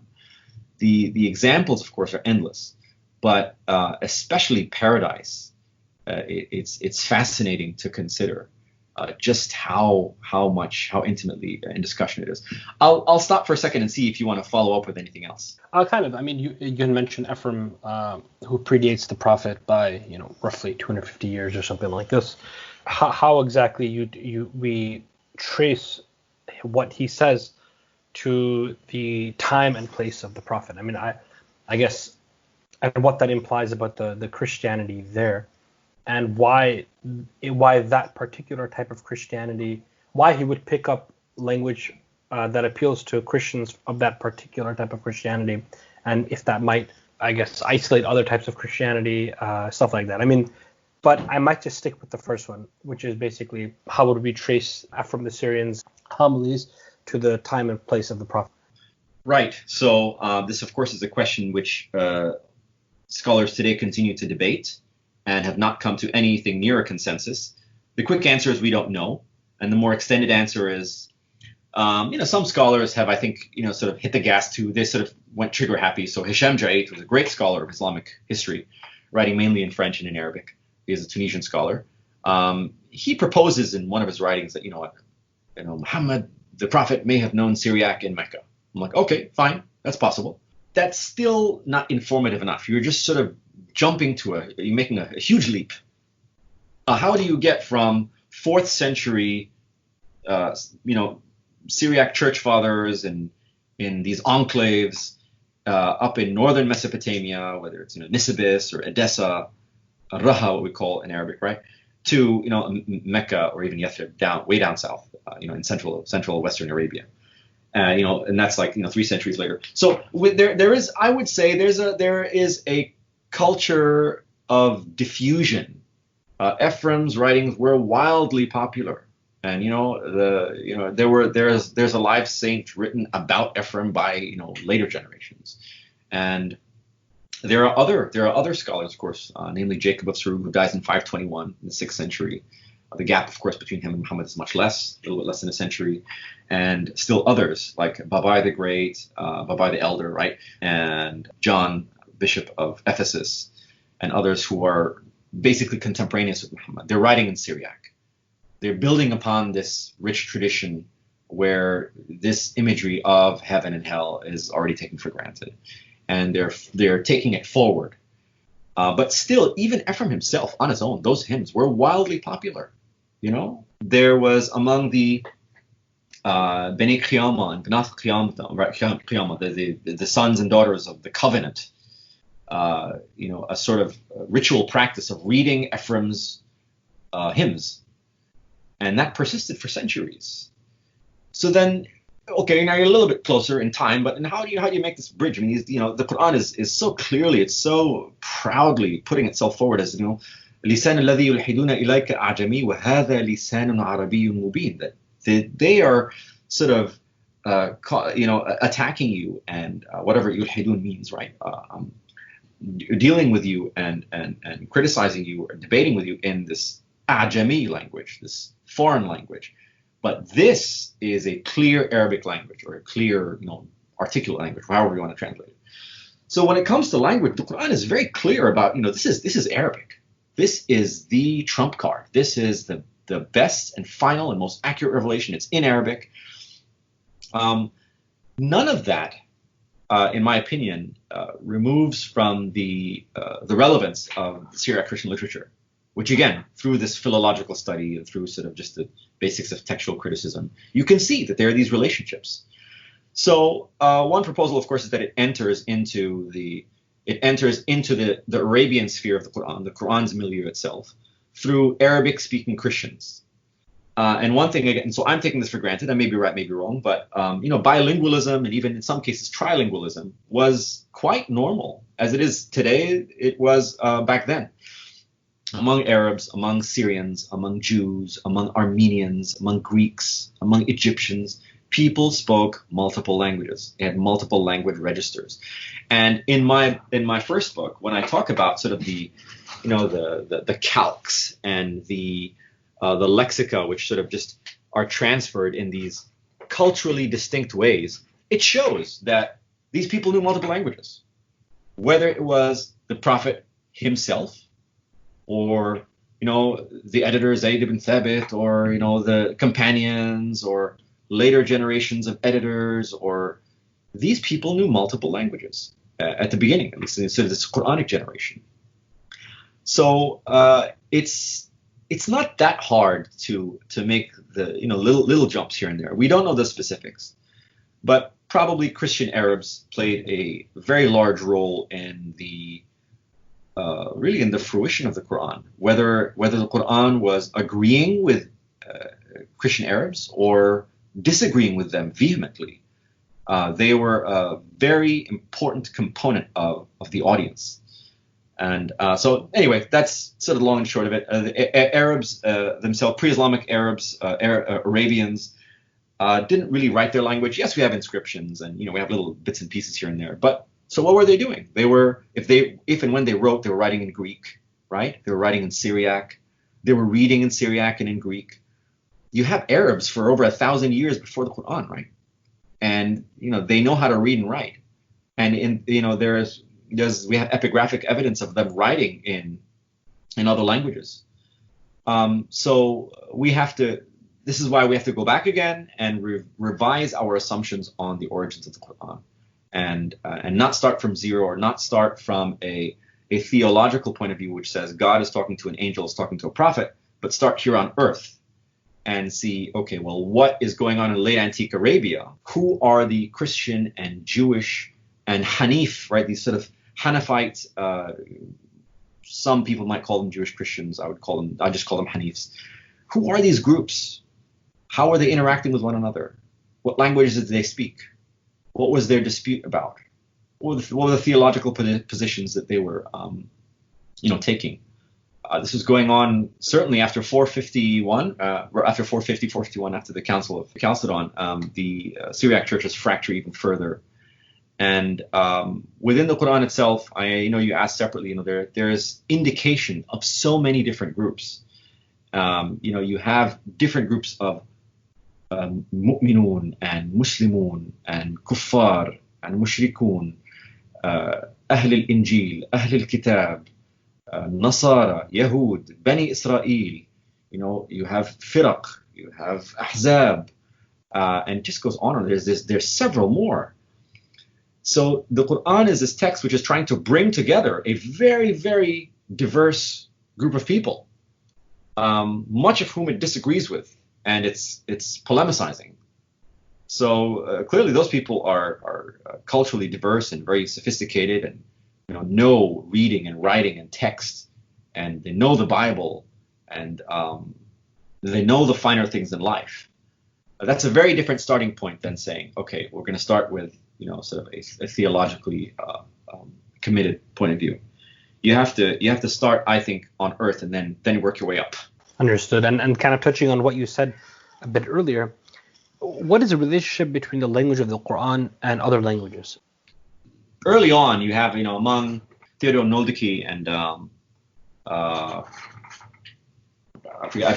forget now his sort of his interlocutor, but another German scholar. They were arguing at that point, what is the Arabic of the Qur'an? What is it? And we have, of course, within the Islamic tradition itself, whether you're talking about Khalil ibn Ahmad or Ibn Qutayba or the Gharib al-Qur'an, what are these? Why is the Qur'an's Arabic sort of different than ours? Here in Basra and Kufa. So that is it's a sort of an ongoing discourse. And early on, sort of a century ago or more, that you had the argument that, okay, well, you have sort of some standard Arabic, like a classical Arabic, which is, whose descendant is modern Standard Arabic. That's the Arabic of the Qur'an. Nolik's position was this. And I'm forgetting now, again, his interlocutor came back and disagreed, saying that, no, you have basically dialects, and the Qur'an is written in a dialect. And it may be even because it was collected and edited later on, there are actually multiple dialects in there. So you have a Hijazi dialect and Najdi dialect, especially, and others. So we have to acknowledge that there are, the Qur'an itself, as an Arabic text, is also, it has a sort of multiple, I don't want to say inflections and make a grammatical error, but, multiple valences, and there's some variety in there as well. And Haim Rabin has this great book on ancient West Arabian. He talks about the different dialects and on the Qur'an as well. Beyond that, of course, the Qur'an does talk about lisan, and I mentioned, of course, the phrase with lisan Arabi mubin and lisan alladhina yuhiduna ilayk. Lisan here, tongue, means language. Now, what do we mean by language? Does it mean dialect? Does it mean language? Does it mean some other register that people can switch between? All those things are possible. But I would argue that the Qur'an is really asserting its Arabic credentials by saying lisan Arabi mubin. Now, again, Arabi here can mean Arabic, it can mean Western, it can mean clear, it can mean something like that, right? But it does not change the impulse, the vehemence, the oomph behind that statement. The Qur'an is very vehement about it replacing, overwriting earlier scriptures. Now, those earlier scriptures are in other languages. Now, we know what those languages are. Typically, what? Greek, Hebrew, Aramaic / Syriac, right? We don't know exactly what language it's talking about when it says lisan alladhina yulhiduna ilaykum, sorry. We can posit that the Qur'an is very much aware that there are other languages which have a certain prestige, and the prestige of divine revelation, for which it's competing. And in order to compete with them, it has to say that this is better, and that this revelation is clear. إِلَّا جِئْنَاكَ بِالْحَقِّ وَأَحْسَنَ تَفْسِيرًا. There's no story that the Jews and Christians are going to tell you except that we have brought to you the truth and a better tafsir. And tafsir here is not the tafsir of, Tabari or Ibn Kathir, just a better interpretation or understanding, right, or version. The Qur'an is aware of more than language. It's aware that, it accuses, in some cases, of course, Jews and Christians, of twisting the words of God and of changing scripture. And it's aware, basically, of the editing process, that the Bible, collectively speaking, which the Qur'an calls Al-Kitab, by the way, it has been edited, and has been edited so many times, and has been edited for religious purposes, political purposes, very, it's mired in human conflict. So we can't trust this anymore. So the Qur'an is incredibly aware of its world. It's not haphazard. It's very much in control. The Qur'an is worthy of our respect, much more so than a starting point that begins with tafsir or sirah, because it's saying that it's letting us know the world that it operates in is full of diverging groups and different languages and scriptures which have been mishandled, etc., etc. This is of course an apologetic or a polemical claim that it's making.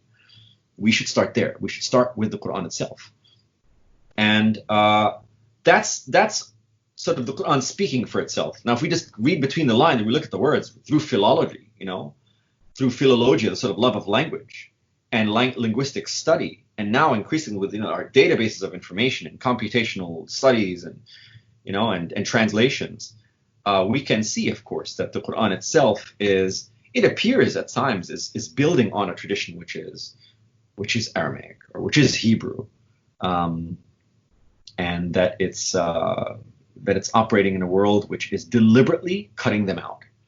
The Qur'an is, among the ulum al-Qur'an says the Qur'an nas mubham. It's mubham. It's not clear. It's sort of like shooting arrows in the dark. It's alladhi, allati. It's constantly cutting out the names of the main characters about which it is speaking and teaching. That is really weird. That's so unique to the Qur'an itself, right? Why would you do this? It's because the Qur'an itself is incredibly aware of all the texts that it's in conversation. The Qur'an was not just, it's not someone sitting down and it's not like blaring a radio. It's incredibly sophisticated. And if you read between the lines and use the methodological tools of a good scholar, you will see all the languages and the groups and the scriptures and the texts that are behind the Qur'an. And there are many. And it's a nascent field. We've made a lot of discoveries, but there's a lot more still. Thank you so much for that, Professor. As we kind of reach our conclusion, I wanted to ask, what tips and advice do you have for studying the Qur'an as a historian today? How are believers expected to engage with the critical analysis of this text? Thank you for your question. I appreciate the concern and the care behind it. I think we have to.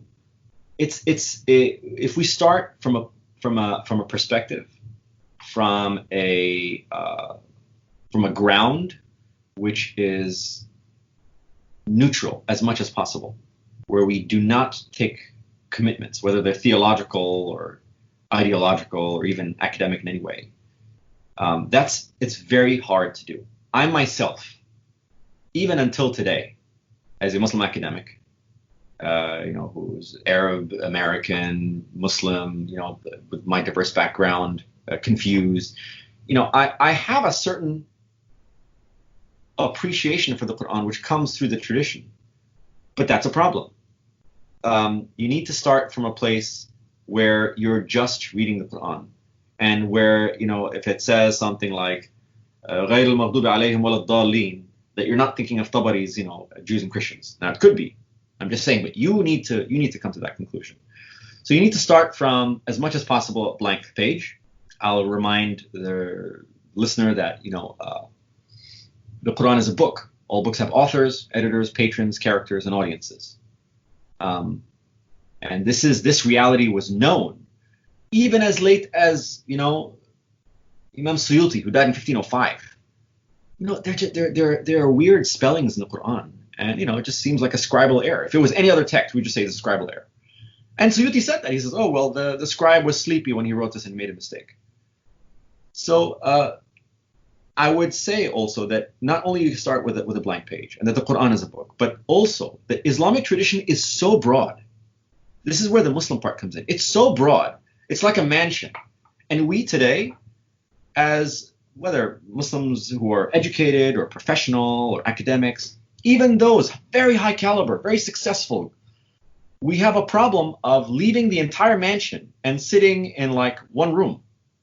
And we sit in one room and we're like, this is Islam.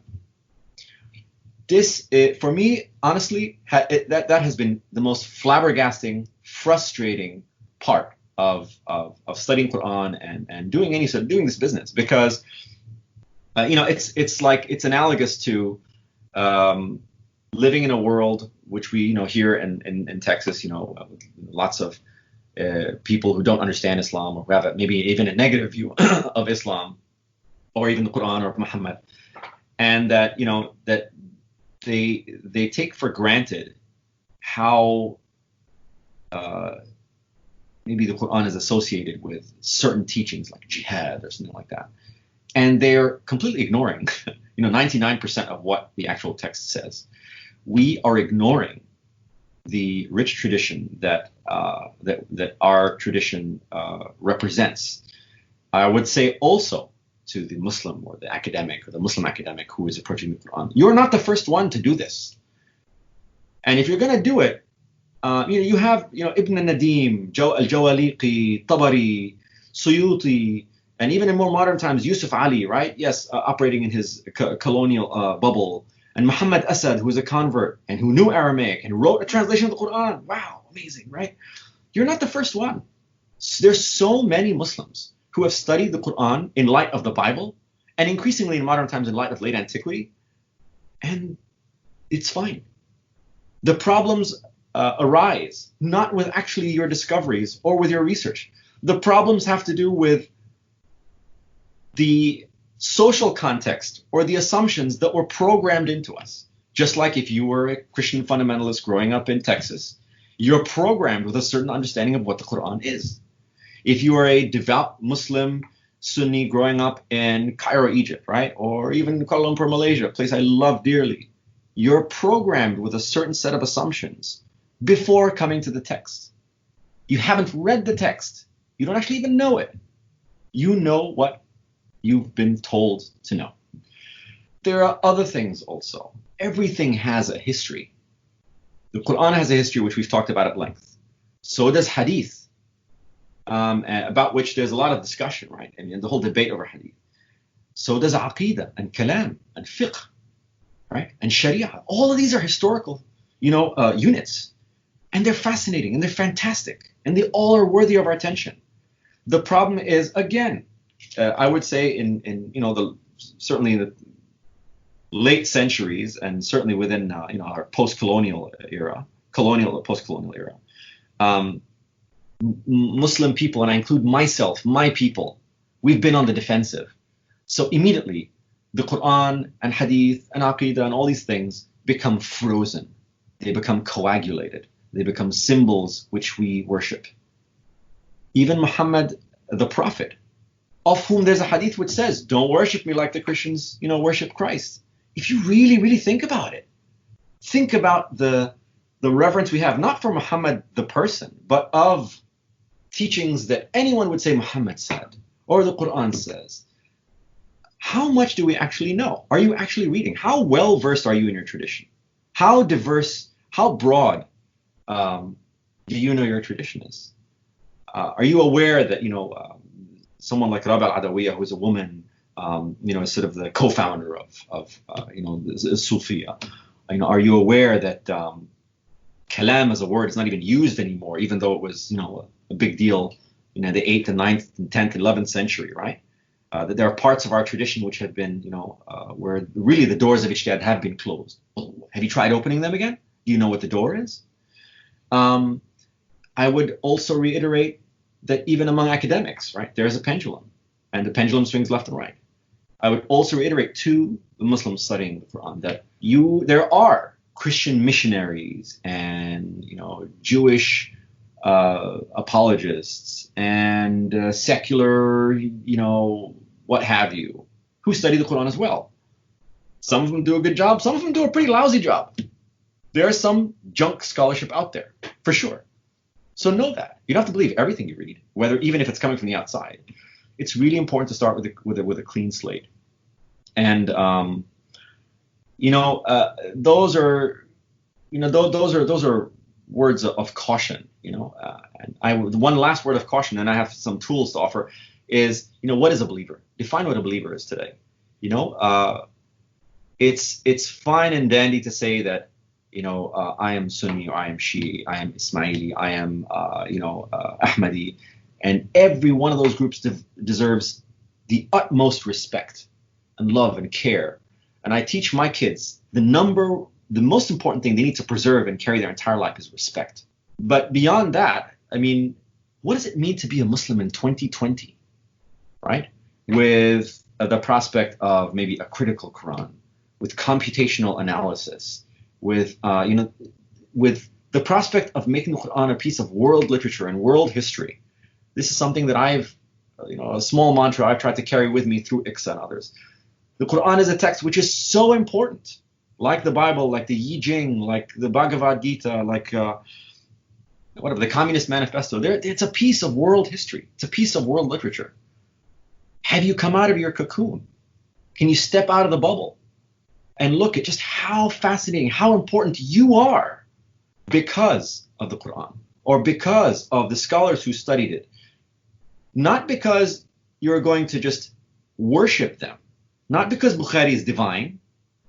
And I know that your listeners may think that, no one says Bukhari is divine. Let's be honest, okay? I'm not talking about, literally divine, but, disagreeing with Bukhari or disagreeing with, whoever it is, Tusi, is almost like a sin. No, it's not a sin. And even the Sunni tradition itself, when it was more broad-minded than it is now, it's undeniable, right?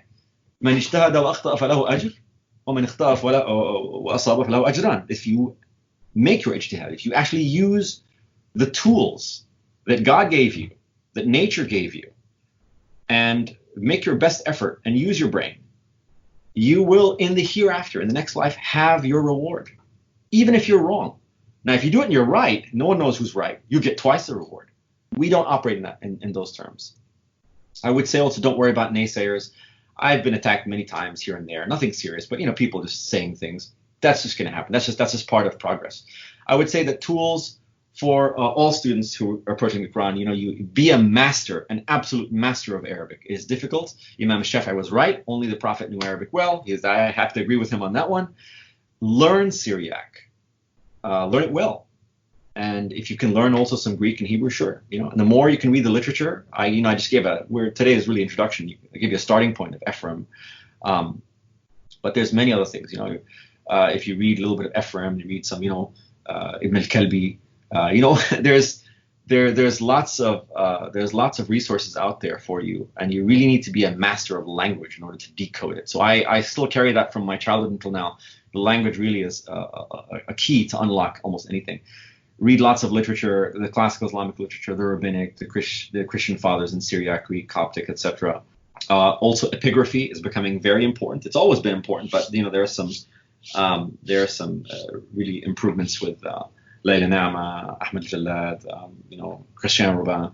There's a lot of new discoveries, and a lot of that epigraphy demonstrates just how deep the roots of the Qur'an are in Arabia. It's just fascinating. It's fantastic. So I think I said a lot, but I'll stop and see if you have any further questions. Okay, thank you so much for that very, very honest answer. There's one more question that after which we can conclude. And again, it's a bit confessional, and it has to do with the Qur'an as something that's miraculous. And so the claim is made by Muslims that the Qur'an is the word of God and that it is miraculous and that nothing surpasses it in eloquence. As a historian who has spent several years studying the Qur'an, both as someone who, you're coming at it from various languages, from a lot of historical knowledge of the origins of the landscape, but also someone who knows kind of the traditional stories of the Qur'an and traditional scholarship associated with the Qur'an. Would you agree with this? How can something like this be proven? The doctrine of i'jaz, or inimitability, the uncomparability, the unimitatable. That's not good. But anyway, basically the idea that the Qur'an is just singular in creation has a history. And so it's not for me to really agree or disagree. It's for me to study. So I look at i'jaz, and I'll say two things about i'jaz, the doctrine of inimitability.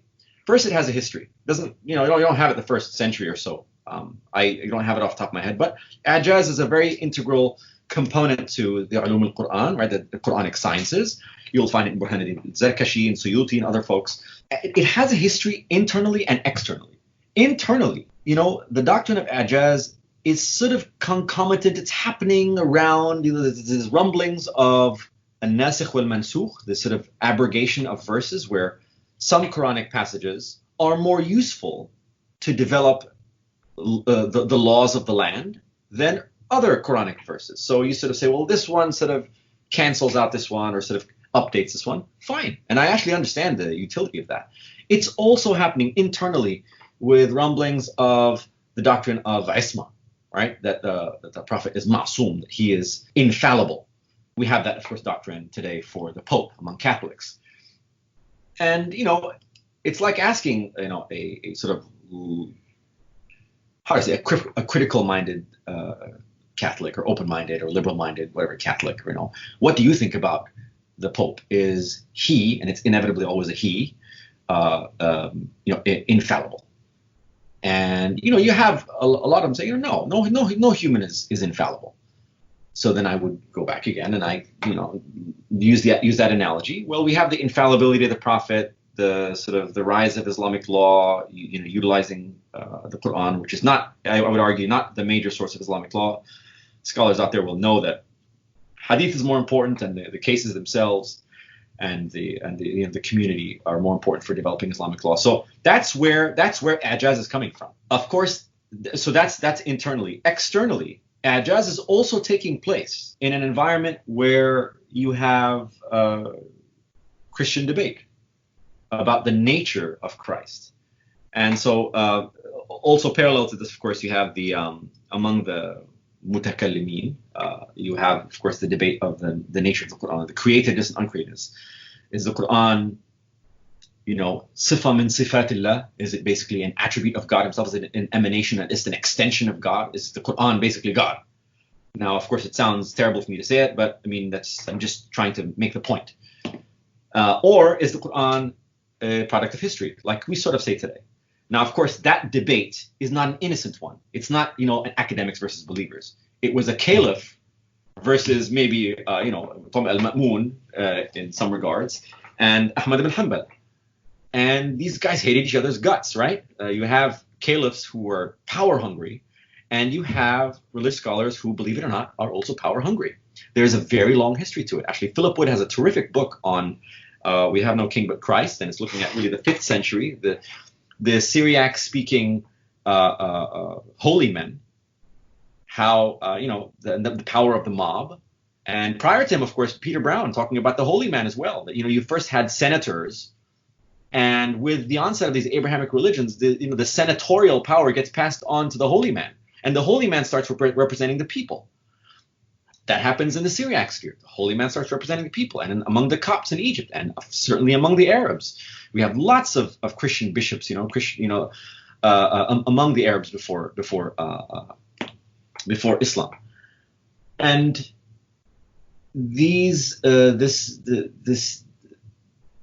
the power-hungry nature, the nature of power, is the driving force behind both considering the Qur'an created and uncreated. Now, I don't want to leave things politicized and just go, but again, there's a history to these things. I can see it internally within the text. If I do my reading, if I read Islamic texts in Arabic, I will notice that there's a development. If I read non-Arabic, non-Muslim texts, I will also notice that there's an external development, and it's taking place at roughly the same time. And that the debate, for example, if we move away from Ijaz and we talk about the nature of the Qur'an, of course, the camp of Ibn Hanbal, later the Ash'aris, would win. They are the ones who believed that the Qur'an was basically sifa min sifatillah. And again, among Ash'ari, Sunnis and Shi'is today, that's the sort of common aqidah, that the Qur'an is inimitable, that it's a miracle, that it's sort of this perfected manifestation of God himself. And I would say that has a history. And I'd also say that if you look at the analogy, right, with the nature of Christ, and you look at the Christological controversies, the camp that won was the camp that said that, that Christ is fully God and fully man, sort of emphasize, of course, that that Christ is the eternal logos all the way from, prehistory until the end of time. And you'll find, again, Bart Ehrman has discussed this in his research. So I cannot ignore all this. And I have to, not only are I don't want to say sources, but, are the sort of impulses the same? The conclusion is the same as well. And the mechanisms in between are the same as well. The argumentation is the same. And the struggle for politics is the same. So I would say that's what I would say about, Ijaz, or, the Qur'an as being sifa min sifatillah. And I think I would divulge, I'd confess to the reader, I do find the Ash'ari position to be problematic. I mean, even the doctrine of kasb, what is that? I mean, I'm not going to get into that right now, but the doctrine of, we don't sort of, we're not in charge of we don't have free will, but somehow we sort of earn our free will, or we sort of acquire it. It doesn't really make sense to me personally. And so these are theological debates which, for me, are unresolved. They're open. And the powers that be, typically it emerges from, it's very popular. When you look at Syriac Christianity or Islam, it's very much sort of like the popular unrest sort of flows into the authority of the ulama, right? And that they really take over, and that's why they have so much prestige within classical and traditional Islam, right? That they even are worshipped unofficially, right? Because they were chosen over the caliphs. The caliphs, in fact, were looked at as corrupt. So that would be my response, and that would be my response to my Muslim co-religionists. Doesn't matter what background you come from. Do you know the history of the miraculous nature of the Qur'an? And there's also this modern mantra. I don't know who said it. Maybe Ahmed Lutfi Sayyid or one of these in Arabic. Al-Qur'an salih li kulli zaman wa makan. The Qur'an is good for any time, every time and place. I mean, it's nice. It's something that sounds nice. Nothing is good for. We have to constantly. Why do we have tafsir? Right? Why do we have constantly changing body of Islamic laws? Right? We constantly need to. If you love something, you got to constantly work to understand it, to improve it, to see it in new light. And I would say we need to do the same thing as well. I think that the position of the Ash'aris is problematic. And we had at some point, at least within Islamic State, we had a debate about the nature of the Qur'an. That debate is gone. And if you cite the other debate, you are unfortunately kafir. I have no qualms about just saying it. I mean, we're incredibly unkind to one another, unfortunately. And it's made it easier for, I think, the environment we live in with extreme Islamophobia after the war on terror, and now, this sort of hellish political existence we live in the U.S. and in other parts. It was facilitated because we don't know how broad our tradition is. We haven't sort of, I think, taken a proper text critical approach to it, and we just someone says something, we just believe it. So we have a lot of work to do, but there's a lot of hope, and there's a lot of great things, a lot of great publications, and I have to commend you, Usher, for being a great example. Your questions divulge an incredible intellect, and I have every anticipation that you yourself will become a great scholar. And I'm happy to have done this interview and look forward to interacting with you more in the future. Thank you very much, Professor, for the kind words. And again, your very honest answer. So before I conclude, I wanted to ask, Professor, if you had anything in the works that you want to tell the audience about.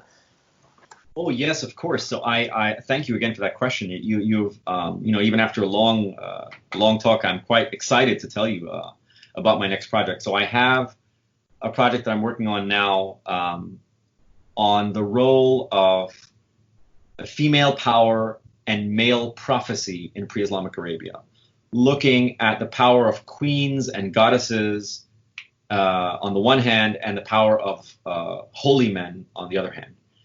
And the book has three parts looking at. First part is looking at sort of the sort of goddess queens, or the divine queens of Arabian antiquity, and it goes into penetrating detail, looking at the different civilizations of Palmyra and Hatra and the Nabateans, and how they conceived of female power, and how I argue that there are many episodes. Not throughout, but many episodes where queens rule independently and where they're very well respected, and that, in essence, is the impetus for having goddesses. You have gods, male gods, because you have kings, and you have female goddesses because you have queens, and not just queens as in wives of kings. I mean, you have very powerful women, and so that's sort of in there. And I discuss, of course, the sources at length. Ibn al-Kalbi is very, very important. He, of course, is Jamharat al-Nasab and his Kitab al-Asnam, and again, among the Syriac fathers, there's so many great things. There's the life of Sabrisho, and many other sources. The second part of the book is about matrons of the Prophet, which looks at the life of Zenobia, the empress, and the church father Paul of Samosata. And okay, so that's one. And the next example is Mavia of Tanuch, Mawiyah. And Moses of Sinai is another holy man. And then the last example in that section is none other than Khadija, Lady Khadija, and Muhammad of Mecca. And the argument in this sort of middle section of the book is looking at how the authority and the regency of the queen passes on to the holy man. That story has never been told before in an Arabian context. So we know, of course, how the holy man gets his authority either from God or from heaven or from another holy man or from a king. Where are the stories where they get that power from the queen or from the noble lady? And so I'm telling that story. And then finally, we have the section on the legacy of female power, looking at really a number of strong-minded and even physically and intellectually strong women of the Hijaz. And, one example would be like for Hind bint Utbah. She has this fantastic poem in her name, which precedes her, I would say. But anyway, I won't cite it right now. And then I have another chapter on Inanna in the Qur'an. That is the largest chapter in the whole book. And it looks at the role of female power in the whole Qur'an. And it looks at all the things we discussed, like paradise and hellfire and other symbols of the natural world, and how the divine female is in it, and how over time it gets replaced by the divine male. And then the final chapter of the whole book is looking at, sort of, I call it Beyond Satanic Verses. That chapter name might change, but it's looking at, what's the legacy of female power after the Qur'an, and how did women during these episodes of being really at the top all of a sudden, lose all their power. So anyway, this book is, as I tell folks, I did not choose to write this book. This book chose me. I was writing a book about holy men, and and about the rumblings of holy men before the Qur'an, leading up to the Qur'an, and I happened to stumble across all these powerful women whose stories have not been told. And it's forced me as a scholar in this age and at this stage of my career, to revise my own assumptions and how much we take for granted the patriarchal, masculine, male-oriented discourse of everything when we study the Qur'an, or when we study even pre-Islamic Arabia. We're just sort of subservient to, this is what the church father so-and-so said, right? Or what Ibn so-and-so said. The women are completely absent, so you have to sift, you have to dig really, really deep to figure out what they're saying, what they're feeling. And I'll mention one thing in there, which is just to whet the listener's appetite. I argue somewhere in the book that polyandry, just like polygamy, so marrying multiple men, just like marrying multiple women, is normative to pre-Islamic Arabia.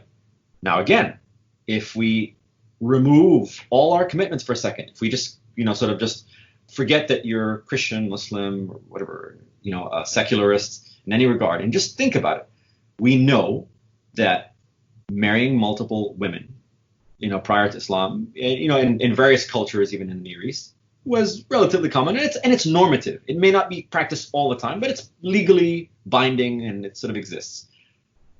What's to prevent the same thing happening, when women are powerful, that women can do the same thing?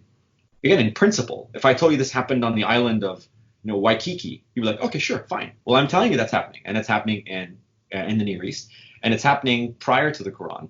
And over time, I argue that, this sort of prospect does wane. But not only that, I argue that polyandry is normative in pre-Islamic Arabia, and that it's actually it's legally axiomatic. They're actually, they're within Islamic law, of course, it tends to problematize. There's nikah al-mudamada, nikah al-muhadana, nikah yeah, that's exactly right. There were these different kinds of nikah. What does that tell you about female power?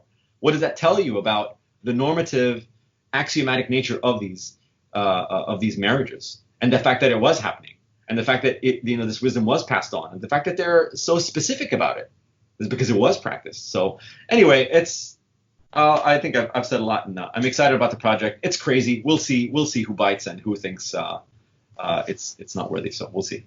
Okay, absolutely fascinating. Thank you again, Professor.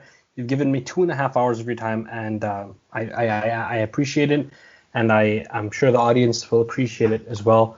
Thank you so much. My pleasure, Ashra. The feeling is mutual.